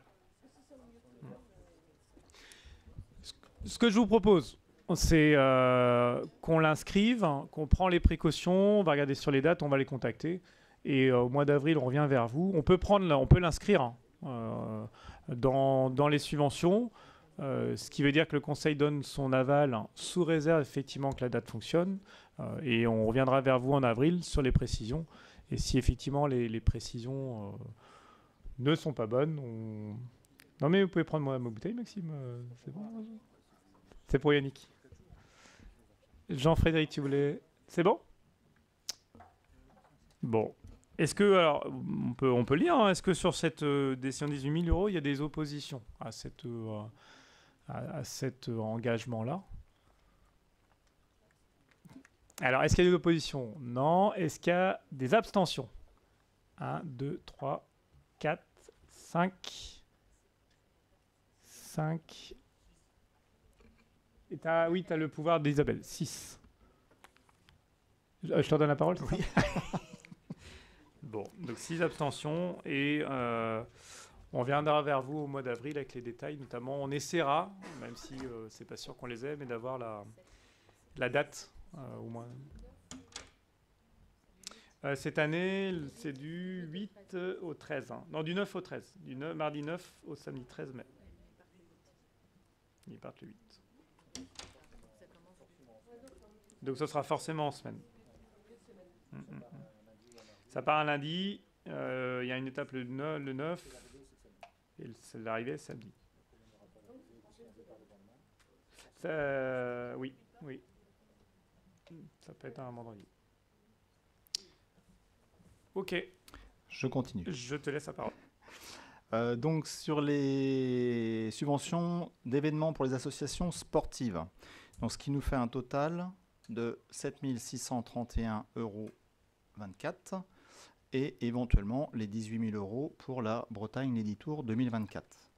Pour les associations diverses maine-rocoises, donc nous avons l'ALS, Association Loisirs Stéphanaise, qui a prévu d'organiser donc la chasse aux œufs le 10 avril, le four à pain le 25 juin et moules frites sur le mois d'octobre, donc ce qui nous fait donc 3 événements à hauteur de 1 500 €. Pour le GAB, donc il y aura Zig dans la rue en juin, le feu d'artifice en juillet, vide-grenier en septembre, le forum des associations également en septembre, le marché de Noël en décembre, donc ce qui fait 2 500 €, et on met toujours un événement libre éventuel, donc à hauteur de 500 €, ce qui nous totalise 3 000 €. L'amicale des sapeurs-pompiers donc, a prévu de renouveler le burger frites Place de l'Europe le 13 juillet, donc à hauteur de 500 € d'aide. L'Arboretum renouvelle également sur 2 dates la guinguette à madame, donc le 9 juillet et le 27 août, donc 1 000 €. Et le club de l'amitié brissois, donc il s'agit d'une participation à la location d'une salle du fait que l'espace Adonis étant utilisé. Donc à hauteur de 300 €, puisqu'ils vont sur la commune de Saint-Germain et divisent les frais de la location de la salle avec l'autre club également. Voilà, donc le total des associations donc diverses 6 300 € pour un total de 13 931,24 € d'événements sur 2023. Donc une petite précision, c'est que le versement de l'aide sera réalisé toujours après les événements et que le bilan financier de l'événement sera à nous fournir pour le bilan comptable. Voilà. Merci FX. Il y a la seule particularité, c'est par rapport au GAB, où dans la convention, en fait, on verse cette totalité dès le début d'année, hein, parce que ça leur permet de pouvoir prévoir les événements. C'est la seule particularité, mais qui est liée à une convention qu'on a signée et qu'on a délibérée ensemble le mois dernier. Donc voilà, ça c'était pour les subventions événementielles. Est-ce qu'il y a des questions, des observations, hein? Et donc, comme l'a bien précisé François-Xavier, ces aides-là, elles n'interviennent, elles ne sont versées que si l'événement a lieu. Hein, parce qu'on est dans une organisation événementielle. Donc voilà. Donc s'il n'y a pas d'observation ou d'interrogation, Je vais pouvoir mettre toutes ces subventions aux voix. Donc sur l'ensemble de ces subventions, est-ce qu'il y a des oppositions à cette inscription au budget? Est-ce qu'il y a des abstentions? Je vous remercie. Donc voilà, ça c'est l'avis de principe. De toute façon, on va l'intégrer après au budget que l'on votera le mois prochain. On va passer maintenant sur des demandes de subventions, mais de notre part, dans le cadre de la rénovation thermique du groupe scolaire Jacques Prévert. Donc c'est la période pour lancer des demandes. Donc, parmi les programmes de l'État qui permettent d'obtenir la subvention, il y a le gros programme qu'on appelle la DSIL, donc dotation de soutien à l'investissement local. Et donc, on va solliciter une aide au titre de la DSIL pour la sollicitation. Donc, on est tenu de remettre les modalités de financement de l'opération. Alors, c'est un peu particulier. Là, on remet l'intégralité des dépenses, sachant que vous vous rappelez, on a une autorisation de programmation. On a divisé ça en trois exercices. Mais pour la DSIL, on est obligé de remettre en fait le montant total. Et on vous a remis les montants que l'on a déjà. Donc ça, c'est pas ce qu'on demande, c'est ce qu'on a déjà. Donc on a obtenu 210 000 de la DETR 2022, 136 540 de la DSIL, 75 000 du Fonds d'urgence départemental, 150 000 de la région Bretagne pour le bien vivre en Bretagne, et 100 000 également de la région Bretagne pour l'appel à projet bâtiments performants. Donc ça, c'est ce qu'on a obtenu pour 2022. Et donc, on va refaire ces demandes pour 2023. Donc voilà, pour le principe. Et donc là, l'objectif, c'est de m'autoriser à solliciter de l'État l'octroi de cette DSIL et d'inscrire des crédits correspondants au budget 2023. Alors la petite particularité, c'est que l'année dernière, on avait demandé DETR à DSIL, donc dotation aux équipements des territoires ruraux, qui est l'autre volet gouvernemental. Cette année, on a choisi, et on l'a délibéré, de mettre la DETR sur la SAD-Joudet et donc de mettre le paquet sur la DSIL. Généralement, la DSIL est beaucoup plus importante. Là, comme le sous-préfet nous avait accordé les deux, du coup, il avait d'abord donné la DETR et il avait donné un reliquat sur la DSIL. C'est pour ça qu'on a une DSIL très faible, ce qui est assez rare sur ce type de projet. Donc voilà, donc là, on a obéi aux recommandations de la sous-préfecture. On a mis la DETR sur un projet particulier, qui est la SAD-Joudet, et on met la DSIL sur notre gros projet, qui est l'école. Donc voilà un petit peu. Et les autres, que ce soit région ou département, on a sollicité, on a les accords on aura à nouveau cette année ces montants-là. Donc on a déjà cette base de subvention en attendant le retour. Donc ça, c'était pour la DSIL. Est-ce qu'il y a des oppositions à cette sollicitation de l'État, des abstentions? Je vous remercie. Donc là, le point 2.2, c'est le même, mais cette fois-ci, c'est pour la région Bretagne. Donc on redemande une aide de 150 000 €. Et on a déjà eu l'information qu'on l'aura. Donc voilà, on ressollicite. Donc même principe. On peut même le passer. Donc ça, on a le 2.2, c'est la région. 2.3, c'est le fonds vert. Donc le gouvernement a débloqué une enveloppe pour l'aide à la rénovation énergétique, ce qu'ils appellent le fonds vert. Donc notre projet coche toutes les cases. Et donc on va aussi solliciter le fonds vert pour le groupe Jacques Prévert. Et enfin, donc voilà, donc on va s'arrêter là pour le Jacques Prévert. Donc pour ces deux sollicitations, la région et le fonds vert, est-ce qu'il y a des oppositions? Est-ce qu'il y a des abstentions? Je vous remercie. On va demander la même chose sur le fonds vert, mais pour l'espace Joudet. Donc pour la salle Joudet que l'on a mis en DETR, elle coche aussi toutes les cases, dans le bon sens. Donc on va aussi solliciter le fonds vert, puisqu'on peut solliciter autant de projets que l'on veut dans le fonds vert. Donc on verra après ce qu'on obtiendra. On a mis également, donc vous voyez, la DETR, ce que je vous disais. Et on a mis l'ANS, donc ce qu'on a évoqué la dernière fois, donc de 110 000 €, qui est une hypothèse de départ, sachant que on va essayer d'aller chercher beaucoup plus au regard de ce qu'a touché Saint-Germain. cette année, notamment parce qu'on est en zone de revitalisation rurale et qu'on est terre de jeu. Donc on coche les cases pour avoir des fonds. Là, l'enveloppe de l'ANS pour 2023 a augmenté. Il y a eu un coup de pouce. Maintenant, c'est une enveloppe nationale. Donc on a le responsable des sports de Couesnon Marche de Bretagne, Joachim Rodin, a eu une réunion la semaine dernière avec le responsable de l'ANS local. Donc aujourd'hui, ils n'ont pas encore les détails, mais on va déposer le dossier incessamment sous peu. Donc voilà. Donc sur cette sollicitation d'une aide au titre du fonds vert pour la salle Joudet et l'inscription des crédits correspondant au budget 2023, est-ce qu'il y a des oppositions? Est-ce qu'il y a des abstentions? Je vous remercie.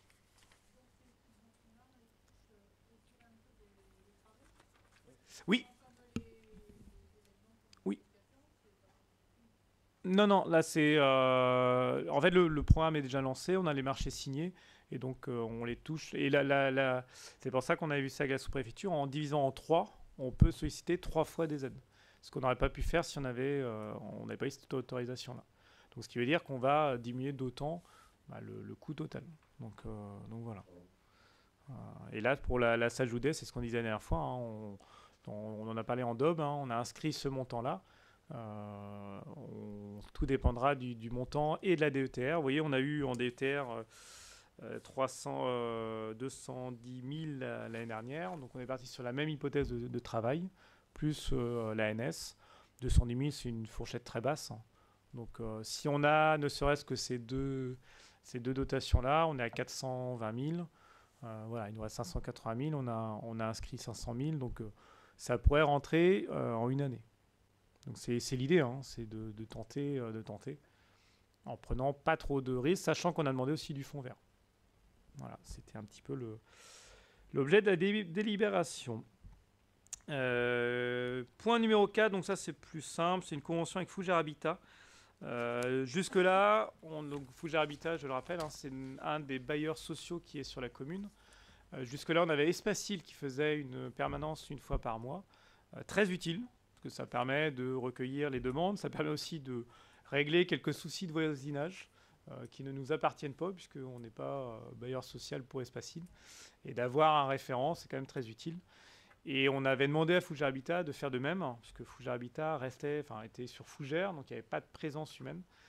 Et là, Fougères Habitat a commencé cette semaine, mardi. Ils sont venus mardi pour la première fois. Et donc l'objectif, c'est comme pour Espacil, c'est le même contrat. On leur loue en fait un bureau, 50 € par mois, soit un total de 600 €. Donc voilà, c'est une convention qu'on a calquée sur Espacil entre la commune et Fougères Habitat pour la mise à disposition d'un bureau à la mairie.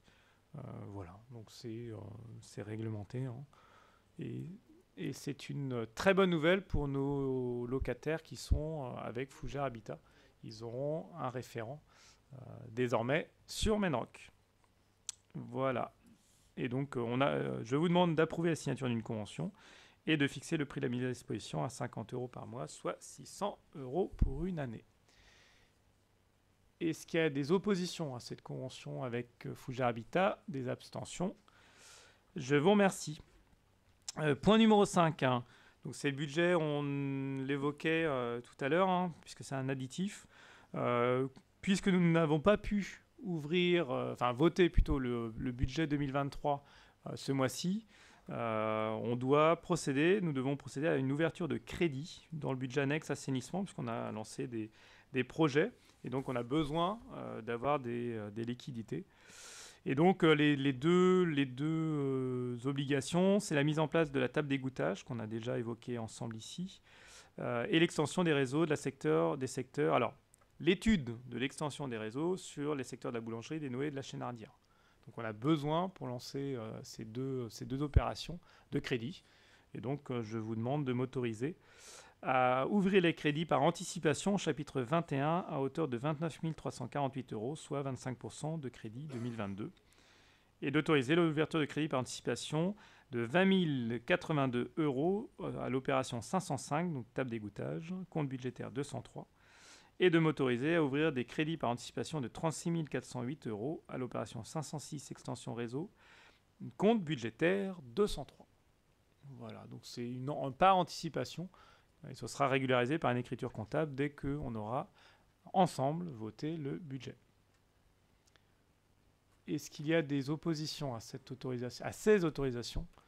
Est-ce qu'il y a des abstentions? Je vous remercie. Point numéro 6, hein, c'est la mise à jour du marché sur l'AO numéro 2.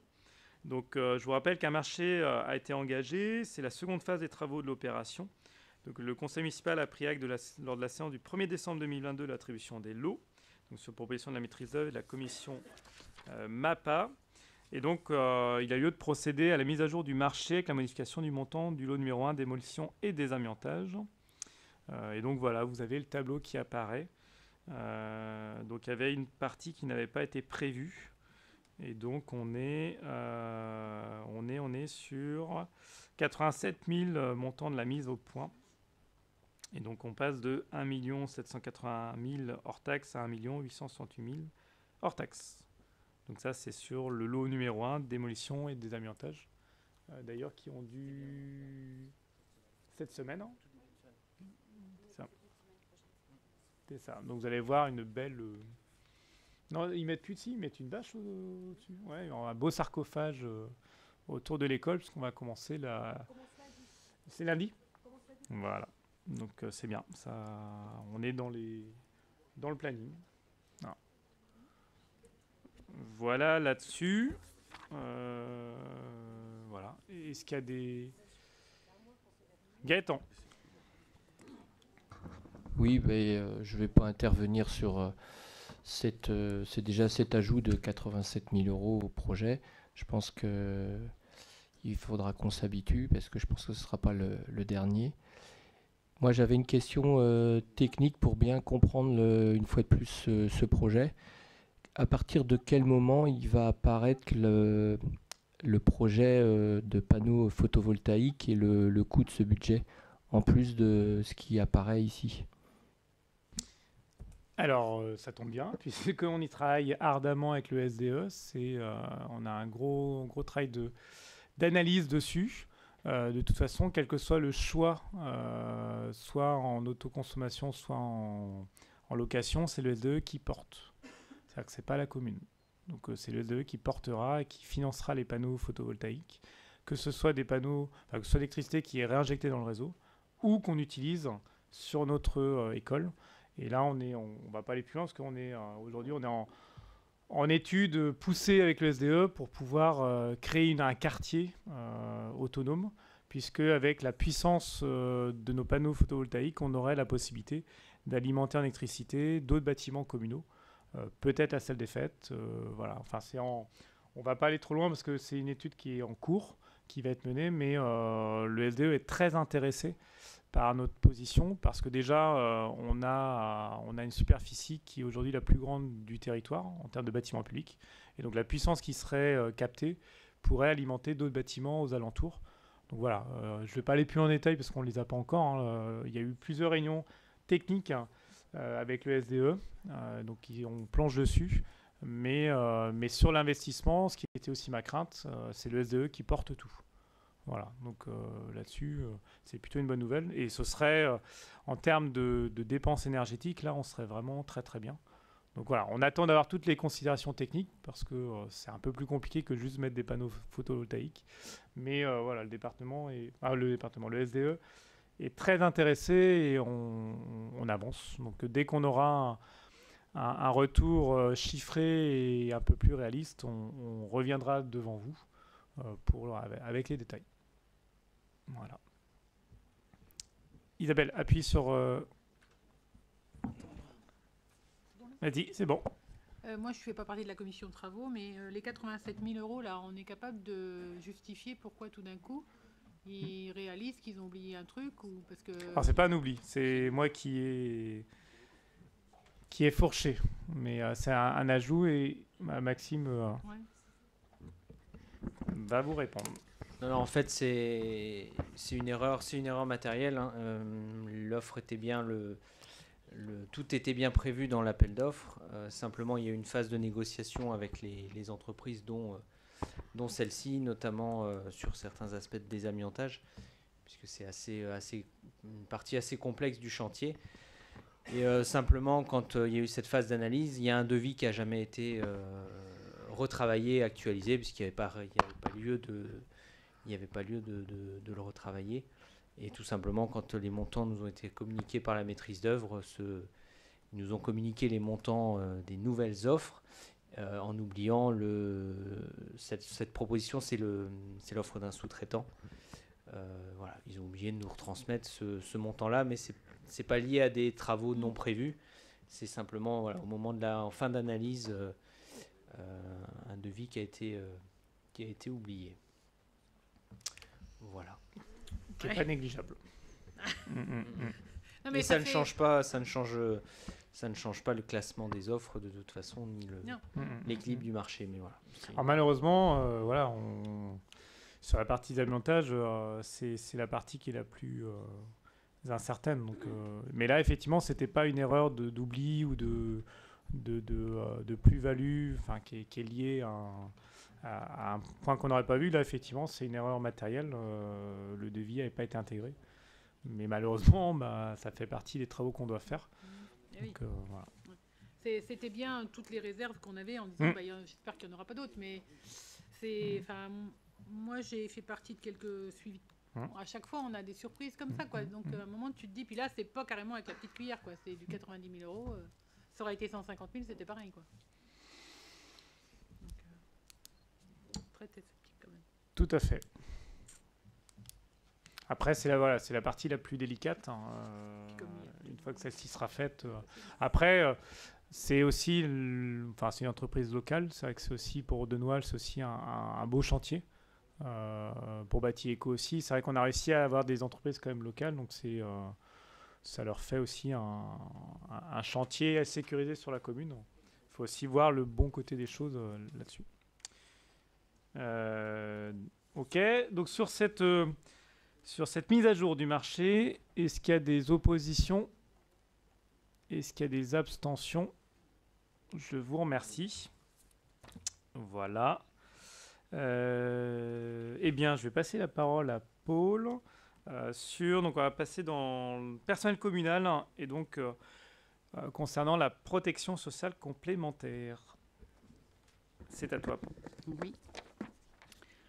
Donc depuis 2011, les collectivités territoriales et leurs établissements publics peuvent participer au financement de la protection sociale complémentaire de leurs agents. Les garanties auxquelles on peut participer sont le risque santé, donc la complémentaire santé, et le risque prévoyance pour couvrir en cas d'incapacité de travail, d'invalidité, d'inaptitude ou de décès. Cette participation deviendra obligatoire donc pour le risque prévoyance à compter du 1er janvier 2025, avec un minimum de participation de 7 € brut mensuels, et pour le risque santé, à partir du 1er janvier 2026, pour un montant minimum de 15 € brut mensuels, sachant que ces deux montants sont encore en cours de négociation et peuvent être modifiés d'ici la mise en application. Cette participation, elle peut se baser selon deux options possibles. Soit la labellisation, donc en fait l'employeur verse une participation aux agents qui ont adhéré à un contrat d'assurance labellisé. Donc les contrats d'assurance labellisés sont listés tous les ans par le ministère des collectivités territoriales.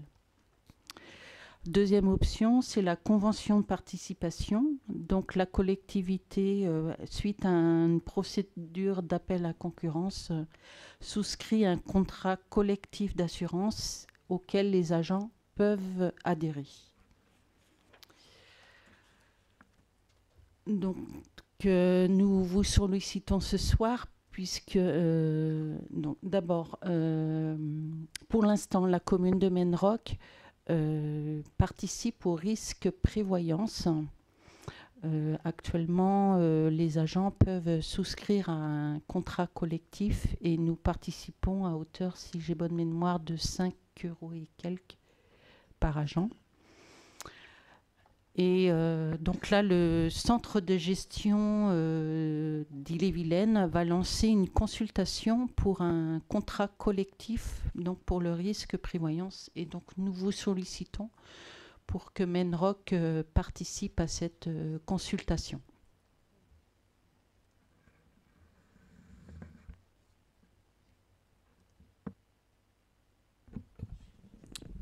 Donc merci Paul. Donc voilà, c'est commencer à anticiper cette participation qui sera à prévoir dans les budgets suivants. Hein. Donc ce qui vous est proposé, que je retrouve ma feuille, c'est de retenir la procédure de convention de participation avec le contrat d'assurance collective, d'accorder une participation fonctionnaire et agents contractuels de droit public et de droit privé, et de fixer le niveau de participation à l'issue d'une concertation à intervenir.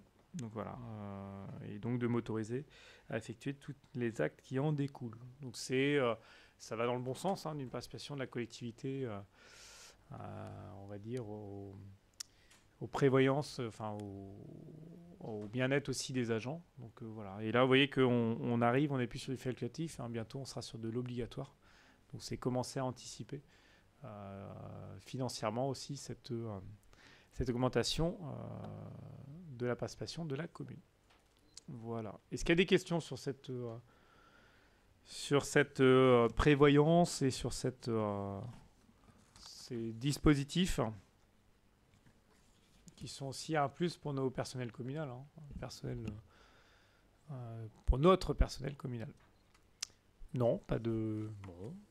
Est-ce qu'il y a des oppositions à cette délibération? Est-ce qu'il y a des abstentions? Je vous remercie. En urbanisme, quelques petits points rapidement. C'est une dénomination de voie. Donc on a, dans le cadre d'une construction de 5 logements locatifs derrière l'immeuble rue Chateaubriand, donc il va y avoir une nouvelle impasse. Et donc nous avons été saisis pour proposer une nouvelle dénomination. Et donc là, ça a été travaillé en commission urbanisme. Et la proposition, c'est de l'appeler tout simplement impasse Chateaubriand. Voilà, on a la rue Chateaubriand, l'impasse. Ça évite de recréer un autre nom et c'est assez simple à trouver. Donc voilà la proposition de la commission urbanisme, qui semblait assez logique. Hein. Ça évite de trouver un autre nom qui puisse compliquer la vie des futures personnes qui résideront dans cette impasse. Voilà. Donc est-ce qu'il y a des oppositions à cette dénomination, des abstentions? Je vous remercie. Donc l'alignation est retirée, puisqu'on on le passera le mois prochain lorsqu'on aura le numéro de parcelle. Et enfin, on a une annulation d'un vandalo au Lilas. Alors malheureusement, on ne va pas les citer, mais c'était les premiers qui avaient réservé. Mais voilà, avec les dernières évolutions, on va dire, de l'inflation, les dernières mesures fiscales, en fait, leur plan de financement a été mis à mal, notamment par les banques. Et donc, du coup, ils ne peuvent plus assurer le financement et ils ont averti qu'ils annulaient leur réservation. Donc voilà, l'objectif, c'est d'accepter cette annulation et donc d'annuler la délibération du conseil municipal afférent à cette réservation, donc du lot numéro 7 du lotissement communal des Lilas. Voilà. Donc est-ce qu'il y a des oppositions à cette délibération, des abstentions? Je vous remercie. Donc voilà pour les points qui étaient à l'ordre du jour. Moi je souhaitais vous évoquer 2 points qui concernent la communauté de communes et qui sont importantes pour notre territoire et qu'il est important que tout le monde ait l'information tout simplement. La première, vous l'avez vu dans la presse, hein, le conseil communautaire a donné un accord de principe pour la vente de parcelles sur la Croix-Rouge, donc à 2 porteurs de projets. Un porteur de projet donc pour un Weldom Et l'autre porteur de projet, c'est la SCI du collège pour 4 enseignes, 3 enseignes nationales.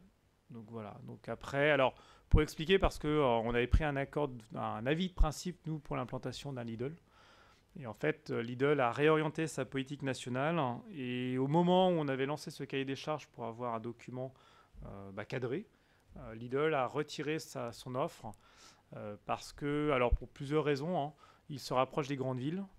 Et notamment parce qu'avec la loi ZAN, enfin avec la loi climat et résilience et donc le zéro artificialisation nette des sols, il va être compliqué dans les années à venir d'urbaniser à outrance. Et donc il préfère aujourd'hui acheter des terrains pour faire des bases logistiques, donc des grandes comme il y a à Liffré, et par contre se recentrer sur les grandes villes où le bâti existe déjà, voire utiliser des bâtiments existants pour les refaire. Donc voilà la réorientation. Il baisse quand même il baisse le nombre de magasins qu'ils font. Alors vous avez pu voir qu'à Rennes, ils en font 2. Donc ça ne veut pas dire qu'ils arrêtent d'en faire, mais ils se réorientent. Donc on a essayé, en accord avec la décision du conseil municipal, j'ai essayé de faire qu'ils s'engagent, au moins sur un avenir proche. Mais là, ils sont totalement incapables de le faire. Donc du coup, on n'a pas pu présenter cette offre-là au conseil communautaire. Et donc le conseil communautaire alors c'est un avis de principe, puisqu'il y a encore des détails à voir. Il faut que la procédure de vente soit bordée. Il y a certaines demandes qu'on a à faire. Il y a des parcelles qui ne sont pas encore vendues. Notamment, vous avez dû voir dans la presse la précipitation de la presse à mettre en retraite certains de nos commerçants, ce qui n'est absolument pas le cas. Et donc du coup, il y a cette enseigne-là qui est présente, et donc tant qu'elle est présente, le projet ne peut pas se faire, au moins sur la partie haute. Donc voilà. Donc il y a encore des détails à faire, mais le conseil a donné un avis de principe pour que derrière, on puisse travailler. David, tu voulais intervenir? Ouais, je te remercie Thomas. Donc moi, j'étais pas présent au conseil, mais je t'avais donné pouvoir. Donc moi, je me suis prononcé contre. Voilà, je tenais à vous en informer pour plusieurs raisons. Donc d'abord parce que on avait fait un accord de principe déjà en 1er octobre 2010, j'ai retrouvé ça dans mes notes. Il y avait déjà eu un accord de principe de la communauté de communes avant, voilà. Et comme par hasard, M. Richer s'est réveillé une fois qu'il y avait eu les accords de principe. Donc je trouve il y avait de la concurrence qui arrivait. Bon, voilà, il se réveille une fois que la concurrence arrive, alors que ça faisait 10 ans que c'était en vente. Donc voilà, ça me chagrine un peu. Et ensuite, c'est vrai que là, le projet, il rachète le magasin JTM pour le fermer ensuite pour mettre un Sport 2000. Donc, il se retrouvera encore tout seul à vendre de l'électroménager. Donc, pas de concurrence. Donc, voilà, c'est pour ça que je me suis exprimé contre. En plus, c'est vrai que le Lidl était attendu par la population. Donc, voilà. Et j'ai voté contre en ton nom. J'ai respecté le pouvoir. Voilà, après, je ne sais pas si ça appelle des... Gaëtan. Oui, pour notre équipe, je suis le seul représentant. Je me suis abstenu aussi lors du vote parce que effectivement, je trouve que le scénario pour cette zone commerciale, on oublie un petit peu quand même comment ça s'est passé. Et au final, effectivement, on se retrouve donc avec un propriétaire. Alors effectivement, c'est un investisseur, il faut avoir des investisseurs sur le territoire, il faut les respecter, c'est des gens qui investissent et c'est des gens qui vont aussi créer de l'emploi.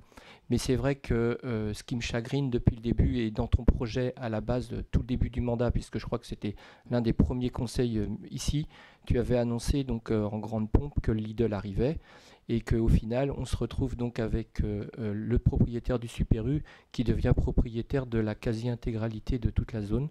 Et c'est vrai qu'en termes de concurrence et d'avenir, ce n'est pas du tout le scénario qui nous avait été présenté. Et là, je trouve que David reproche donc aux investisseurs de s'emparer de l'autre côté. Moi, je tiens à dire que si les investisseurs ont été de l'autre côté, c'est qu'effectivement, ils n'ont pas forcément, eux, compris le scénario qui se mettait en place et qu'ils se sont retrouvés sur une forme de défensive. Et alors aujourd'hui, on nous dit le Lidl, il est reparti sur d'autres projets. Le Lidl, à l'époque, vous nous l'aviez annoncé dans quelques mois. Et en fait, ce qui s'est passé, c'est qu'effectivement, sur la défensive, le propriétaire du Super U a été acheter la meilleure parcelle de l'autre côté. Et il y a eu un double discours des élus, puisque la communauté de communes a signé la vente de cette parcelle. Donc on laissait croire à la population que le Lidl allait arriver, alors que la parcelle, elle était vendue à M. Richer et enfin à la société qu'il gère pour l'achat de cette terre. Donc si vous voulez, moi j'ai voté contre, enfin je me suis abstenu parce qu'on ne peut pas aller à l'encontre d'un investisseur et de la création de l'emploi sur le territoire. Donc je me suis abstenu. Je trouve que quelque part c'est déjà bien que ces parcelles-là ont des magasins. Elles correspondent aussi au cahier des charges pour l'instant. C'est du discount, c'est un Sport 2000, c'est un Action et un Weldom. Donc pour l'instant, a priori, selon les études qui nous ont été présentées, ça a très faible impact sur d'autres magasins. Il faudra encore le vérifier à l'avenir.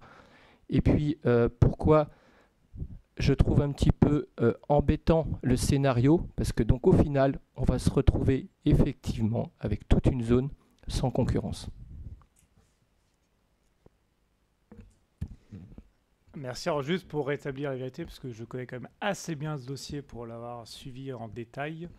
La communauté de communes version Christian Hubert n'a pas vendu le terrain à M. Richet, puisqu'il avait été précédemment vendu à Landemaine, et par une procédure dans laquelle nous n'avions pas la main, Landemaine l'a revendu à M. Richet. Donc c'est absolument pas la communauté de communes de 2020 qui l'a vendu. Et d'ailleurs, dans le projet qu'il y avait, Lidl avait positionné son projet initial sur ces zones. Donc ce n'est pas la Comcom, c'est le mandat d'avant qui l'a vendu à Landemaine.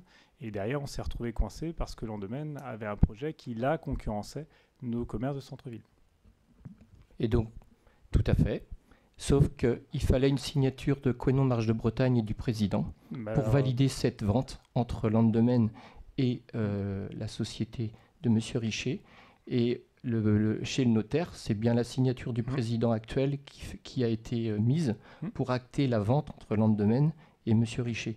Donc effectivement, ça a été vendu à Landemaine par le passé, mais il n'était pas question à l'époque d'un Lidl. Mais ce que je trouve un petit peu irritant, c'est qu'on nous avait annoncé donc un Lidl, et aujourd'hui, donc effectivement, c'est les Richer qui sont propriétaires de toute la zone. Bah, t'es pas le seul irrité, hein. Pour avoir travaillé le projet, oui, c'était effectivement ce qui était envisagé, hein. Donc après, comme tu l'as stipulé, pour reprendre un de mes collègues, effectivement, c'est une chance pour le territoire. Alors, c'était pas le projet initial, et j'en suis le premier désolé, sachant quand même que la partie de M. Richet n'est qu'une partie, sa partie haute, hein. Toute la partie basse où Lidl devait s'installer, c'est un porteur indépendant, donc c'est le Weldom de Dole de Bretagne. Donc on a bien deux porteurs de projet. Je dirais, on va être vigilant par rapport à ce que nous annonçaient les professionnels qui étaient là, hein. Mais c'est vrai qu'être en capacité d'amener 4 enseignes nationales sur Maine Rock, c'est quand même une chance. Le Aldi répondra à une demande de la population, le Weldom aussi, enfin voilà. Donc après, et je tiens à le dire parce que je sais qu'on a certains commerçants qui s'inquiètent, ça reste une zone communautaire, on est sur du privé, donc on ne maîtrise pas non plus totalement les enseignes qui sont amenées. Et les études qui ont été menées montrent que l'impact sur le commerce local sera, alors il y aura toujours un impact, il ne faut pas être naïf, mais sera négligeable par rapport au chiffre d'affaires. Voilà. Après, moi, je pense oui, on était parti pour un Lidl, effectivement, c'est ce qu'on désirait, on l'a travaillé, ça ne s'est pas fait comme on l'avait envisagé, c'est clair, c'est sûr. Maintenant, on arrive à occuper une zone qui est là depuis 11 ans, qui va permettre une entrée d'argent pour la Comcom, qui va pouvoir rendre attractive cette entrée de bourg et nous amener quand même des enseignes nationales. Je pense qu'on s'en sort pas trop mal, même si effectivement la question de la concurrence est toujours prégnante. Jean-Frédéric. Ouais, je voulais dire du coup par rapport au Lidl qui devait venir, donc il y avait l'enseigne Lidl devait porter le projet, mais il y avait aussi le projet de M. Richer qui voulait aussi porter le projet pour Lidl, donc il était aussi investisseur dans ce cas-là. Alors là, il porte le projet pour Aldi en l'occurrence. Après Aldi Lidl, pour avoir été voir, pour moi c'est à peu près blanc bonnet blanc, voilà, c'est à peu près pareil. Et puis je me dis autant que M. Richet, c'était un investisseur du cru, du pays, eh ben, autant que ça bénéficie à un investisseur du cru plutôt qu'à une entité allemande ou enfin, nationale comme Lidl. On ne sait pas qui est derrière. Donc moi, je trouve ça plutôt bien. Voilà.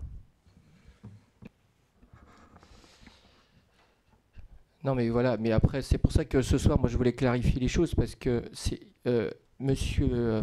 je pense que l'achat de l'ensemble de la zone de l'autre côté, ce n'était pas envisagé à l'origine par les propriétaires du Super U. Ils sont bienvenus parce qu'il y a un scénario qui leur a été présenté un peu brusquement et ils se sont mis sur la défensive. Donc je pense que là, on a quand même un peu fauté. Et effectivement, aujourd'hui, on s'en sort pas si mal parce que cet investisseur a la capacité de rebondir et nous apporter sur cette zone quasiment entre 50 et 60 emplois. Mais il ne faut quand même pas oublier que le projet du départ, ce n'était pas du tout celui-là dans l'esprit. On est d'accord. Ah bon, si près de 10 ans, c'est rapide, que Lidl, ça fait un moment qu'ils ont approché et la municipalité et la Comcom. Donc ça date pas... Non, mais me réponds pas de ce ton-là. Bah non, c'est le projet du Lidl là. Ça fait déjà plusieurs années qu'ils sont à l'offensive et qu'ils ont contacté la municipalité. Donc c'est pas un projet qui sort du chapeau comme ça. Donc ça fait un moment qu'il est là. Effectivement, c'est pas le projet qu'on avait envisagé. C'est vrai. Mais je pense que là, on peut, contre mauvaise fortune, bon cœur, on peut se réjouir que Menrock attire et qu'on a effectivement des enseignes qui vont venir. Je pense qu'on ne peut qu'y gagner. Donc voilà, donc ça, je souhaitais... Michel. Non, juste pour mettre un petit peu plus, c'est quand on a reçu Lidl à huis clos ici, on n'a reçu que Lidl. Oui. On n'a jamais eu l'autre projet ici. Parce qu'il n'y avait pas de projet. Ah, il n'y a pas de projet. Ah bah c'est nouveau ça. Moi aussi, il n'y a pas de projet. Bah, de toute façon, même, moi j'avais dit de toute façon, c'était pas nous qui pourrons décider, c'était quand même bien la petite commune, parce que c'était quand même une compétence communautaire. C'était une zone communautaire, et en fait, c'est la petite commune qui a décidé. Oui, mais la communauté de communes a suivi au départ l'avis de la commune. Ils avaient besoin de l'avis de la commune. Ça n'a pas changé grand-chose, la preuve. Si ça avait été au bout, ça aurait changé. Là, parce que Lidl s'est retiré, donc il ne faut pas refaire le match alors qu'il est fait. Non, il est fait, bon, on verra. Et donc le projet de rond-point, il est financé par qui ? Alors, ce qui nous a été présenté, ça fera partie des sécurités qu'on mettra dans la vente, c'est pris à 100% par les deux porteurs de projet. Donc c'était ce qui était déjà le cas avec Lidl. Et là, ça a bien été, et Gaëtan peut confirmer, il était là, ça a bien été présenté et réitéré. Donc nous, ça fera partie des garanties qu'on mettra dans l'acte de vente. C'est bon. Juste, quand on se méfiait, nous, de la presse, vous avez vu aujourd'hui dans la chronique que monsieur Dinard a été obligé aussi de faire un démenti, donc vous voyez bien que les journalistes, c'est bien eux qui rédigent et qui font à leur sauce les commentaires qu'ils ont à faire. Parce que moi, hier soir, il était à la maison, ce monsieur-là, il était très très énervé. Bien sûr, j'ai eu son épouse au téléphone dans la foulée. Donc effectivement, il y a eu une interprétation du journaliste qui d'ailleurs a republié la chronique d'après, le démenti, effectivement. Ah bah oui, on sait que les journalistes ne suivent pas toujours à la lettre. D'accord, pas de souci. Tu as le droit d'avoir des appareils électroménagers en panne, hein. Malheureusement ça peut arriver. Donc ça c'était le premier point que je voulais évoquer avec vous. Le deuxième point, c'est un point qui est tout aussi important pour le territoire. C'était le questionnement d'avoir un même système de gestion de l'enfance et la petite enfance et jeunesse sur le territoire. Vous savez que jusque-là, on avait deux systèmes. Un système donc, sur l'Entraînay qui était en régie, donc qui dépendait de Quenon Marche de Bretagne, et un système en SPL, donc Société publique locale, qui était sur le Coquelet. Et les élus de Quenon avaient souhaité avoir un audit pour harmoniser, pour différentes raisons, mais pour harmoniser les pratiques. Donc un audit qui a révélé que les deux systèmes fonctionnaient, que la SP n'était pas mieux que la RJ et qu'on était sur deux systèmes qui convenait. Et donc, on a demandé aux conseillers communautaires de se positionner sur justement un choix politique. Hein. C'était pas un choix technique, puisqu'on a vu que les deux fonctionnaient. C'était pas un choix de personne. Et je l'ai bien redit lors du conseil communautaire, on n'a pas jugé les techniciens et techniciennes de ces deux structures, parce que pour avoir expérimenté les deux fonctionnaient, hein, il n'y avait pas de souci. Mais c'est bien un choix politique pour avoir une même cohérence sur l'ensemble du territoire. Voilà. Donc, et d'ailleurs, l'étude nous avait bien montré que si aucun des deux n'était mieux que l'autre, il fallait choisir. Il y avait quand même un choix à faire. Donc voilà. Donc c'est un choix courageux qui est pas simple. Hein, qu'il fallait faire. C'est vrai qu'on aurait pu toujours attendre. Là, il y avait un besoin qu'on a estimé, nous. Voilà, c'est le choix des VP. J'y viens. Et donc, le choix était de passer toute la petite enfance, jeunesse, en régie. Donc, c'est Quenon Marche de Bretagne qui gérera l'ensemble des crèches, des espaces, des ALSH et des espaces jeunes du territoire. Donc voilà. Donc vous imaginez bien que ça va pas prendre. Enfin, c'est quand même un travail titanesque. Hein. Donc on va le faire sur toute l'année 2023. Voilà, pour passer le cap. Mais c'était une séance intéressante. Hein. On a passé plus d'1 heure sur cette question-là. Une question vraiment centrale pour la vie de nos concitoyens. Mais voilà le positionnement. Donc je souhaitais que vous l'appreniez ce soir. Donc voilà. Et pour compléter, hein, c'est un choix qui a été bien suivi puisqu'on a eu 26 votes pour la régie, 6 pour la SPL. Et on a dû avoir 4 ou 5 blancs et nuls. Donc c'est un choix qui a été assez majoritaire. Gaëtan. Oui, je souhaite aussi intervenir sur cette décision qui ne peut pas forcément être bien comprise par tout le monde, mais pour moi, elle a une grande importance. Je me suis abstenu aussi à ce vote parce que, je l'ai rappelé ce jour-là, c'est quand même la fin d'une époque. Alors c'est vrai que chacun dit oui, il faut changer, il faut s'adapter. Moi, je crois que ça fait la deuxième décision qu'on prend en quelque temps à Quenon Marche de Bretagne, qui marque quand même que le Coglais, qui avait quand même un état d'esprit, qui avait des valeurs, qui avait une dynamisme et qui avait du charisme à une époque, aujourd'hui, parce que sur la forme, en fait, pas souvent sur le fond, mais sur la forme, il faut fusionner. Je ne suis pas sûr que ce soit un signe de bien se porter que de tout fusionner. Et donc je suis désolé, mais on avait voté un peu aussi, il y a quelque temps, le changement du nom du Printemps du Coglais pour le transformer avec le nom de Quenon. Et là, la SPL, donc famille. Moi, je tiens à rappeler, parce que peut-être que tout le monde ne le sait pas ici, mais la SPL Famille, elle a été créée suite à la disparition du centre social du Coglais. Et il a fallu reprendre derrière tous les services de la famille, de la petite enfance. Et ça a été une histoire forte quand même de notre territoire. Et aujourd'hui, parce que on a fait en plus une étude à Quenon. Bon, effectivement, elle a coûté, mais la conclusion, c'était qu'il n'y avait pas de différence entre les fonctionnements. Et qu'en plus, ça va nous créer un coût de fusion. Et puis ça déstabilise le personnel. Donc moi j'ai voté contre, je me suis abstenu parce que j'aurais souhaité qu'on garde les deux systèmes, même si pour certains ça paraît aberrant de les garder. Moi je pense qu'à vouloir tout changer, tout fusionner, des fois on s'y perd. Et je tiens aussi à signaler que dans cette soirée, il y a eu un long discours de fait sur la problématique, qu'il n'y avait pas de véritable projet de territoire sur cette question sociale et vie de famille et d'aide à la personne. Et pour moi, on va passer 3 ans, non pas à régler les questions de fond sur la petite enfance et tout ça, où on manque cruellement d'accueil de petite enfance, sur l'adolescence, sur la post-adolescence, où nos jeunes sont devant leurs écrans et ont du mal aussi à aller vers l'emploi et tout ça, alors qu'il y a un travail colossal à faire. Et en fait, on va passer notre énergie dans la forme à fusionner deux structures, et on va sans doute oublier le fond et de vraies réalisations sur le territoire. Et ça a été signalé par les gens de cette commission, et ça a été, je crois, pas très bien vécu par certains élus très engagés sur cette question. Merci pour ce complément.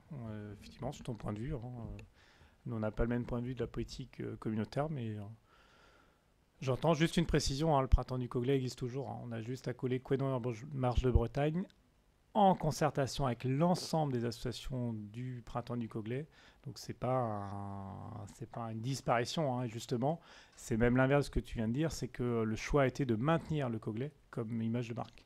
Donc voilà. Après, oui, il y a toujours des chapitres à tourner. Hein, voilà.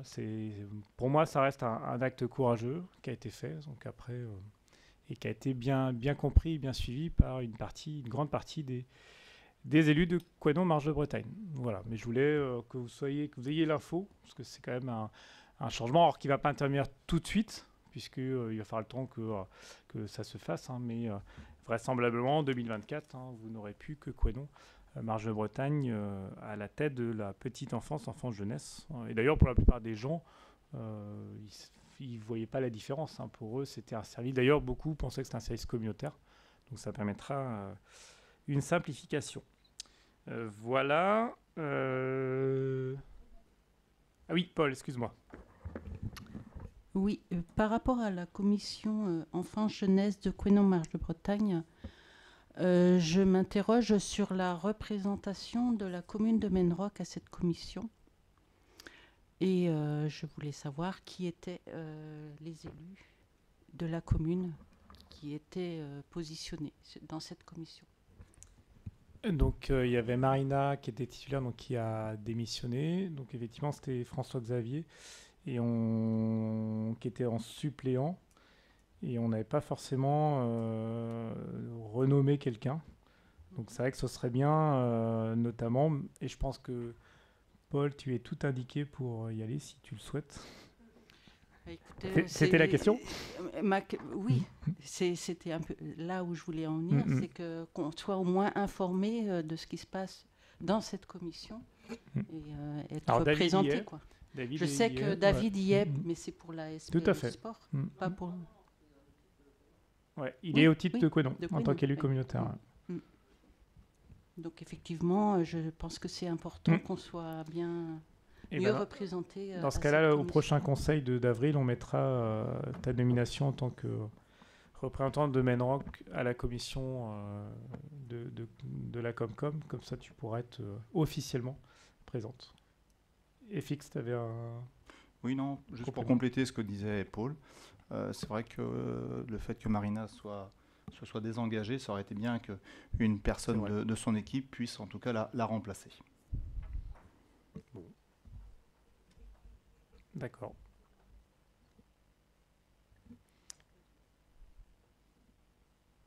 On verra au prochain conseil si d'ici là la réflexion aura mûri. Je vais passer la parole à Pascal sur quelques annonces d'événements qui vont avoir lieu sur Menroc. Vas-y.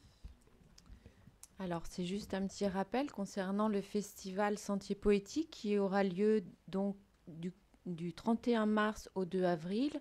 C'est un événement qui est organisé par le pôle artistique et culturel Angèle Vanier en partenariat avec la commune et parrainé par Jean-Pierre Siméon. Au cours de ce festival auront lieu des récitals, des expositions plastiques et de livres, des échanges autour de la poésie bien entendu, et une quinzaine d'invités seront présents, des poètes, des éditeurs et des musiciens. Dans le cadre de cet événement, la commune a organisé un concours qui se terminera le 18 mars. Les œuvres et les bulletins de participation sont à déposer au Fab Lab rue Chateaubriand. Et pour finir sur ce chapitre, le pôle artistique et culturel recherche encore des bénévoles, donc messieurs, mesdames les élus. Étant donné que nous sommes partenaires, je vous sollicite à mon tour. Si vous avez 2 heures à donner durant ce week-end, vous pouvez postuler. Vous recevrez demain un mail avec les postes à pourvoir. Merci de votre attention.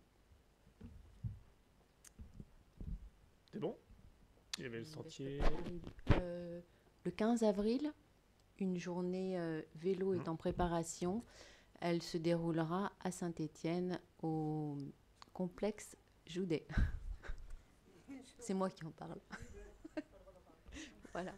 Plus de détails à suivre dans la presse et sur nos supports. C'est du vélo. À suivre, Véronique. On vous le présentera au prochain conseil. L'idée, c'est de mettre en avant le vélo, notamment l'utilisation des VAE, de mettre en avant nos équipes, la sécurité et nos associations de vélo. Voilà. Donc on vous donnera tout le détail au prochain conseil. Moi, je tiens à rappeler, notamment, vous avez dû voir une commission urbanisme ouverte la semaine prochaine, mercredi. Donc on a souhaité, comme on l'avait dit au dernier conseil, ouvrir à l'ensemble du conseil sur alors j'appelle ça le quartier, hein, mais la zone des terres de Castéra que l'on a récemment achetée. Voilà, il est important qu'on puisse en discuter et qu'on lance la réflexion sur le devenir de cette zone. Donc mercredi prochain à 18h, je crois, on dit mettre ça à 18h, ici même, on aura donc cette première réflexion. Donc commission urbaine est ouverte à l'ensemble du conseil. Voilà, moi j'en ai terminé. S'il n'y a pas d'autres questions, alors on va couper la communication parce que j'ai un point en off à voir avec vous. Et voilà, donc on va couper la communication. Je souhaite une bonne soirée à nos téléspectateurs. Bon, le public peut rester, hein.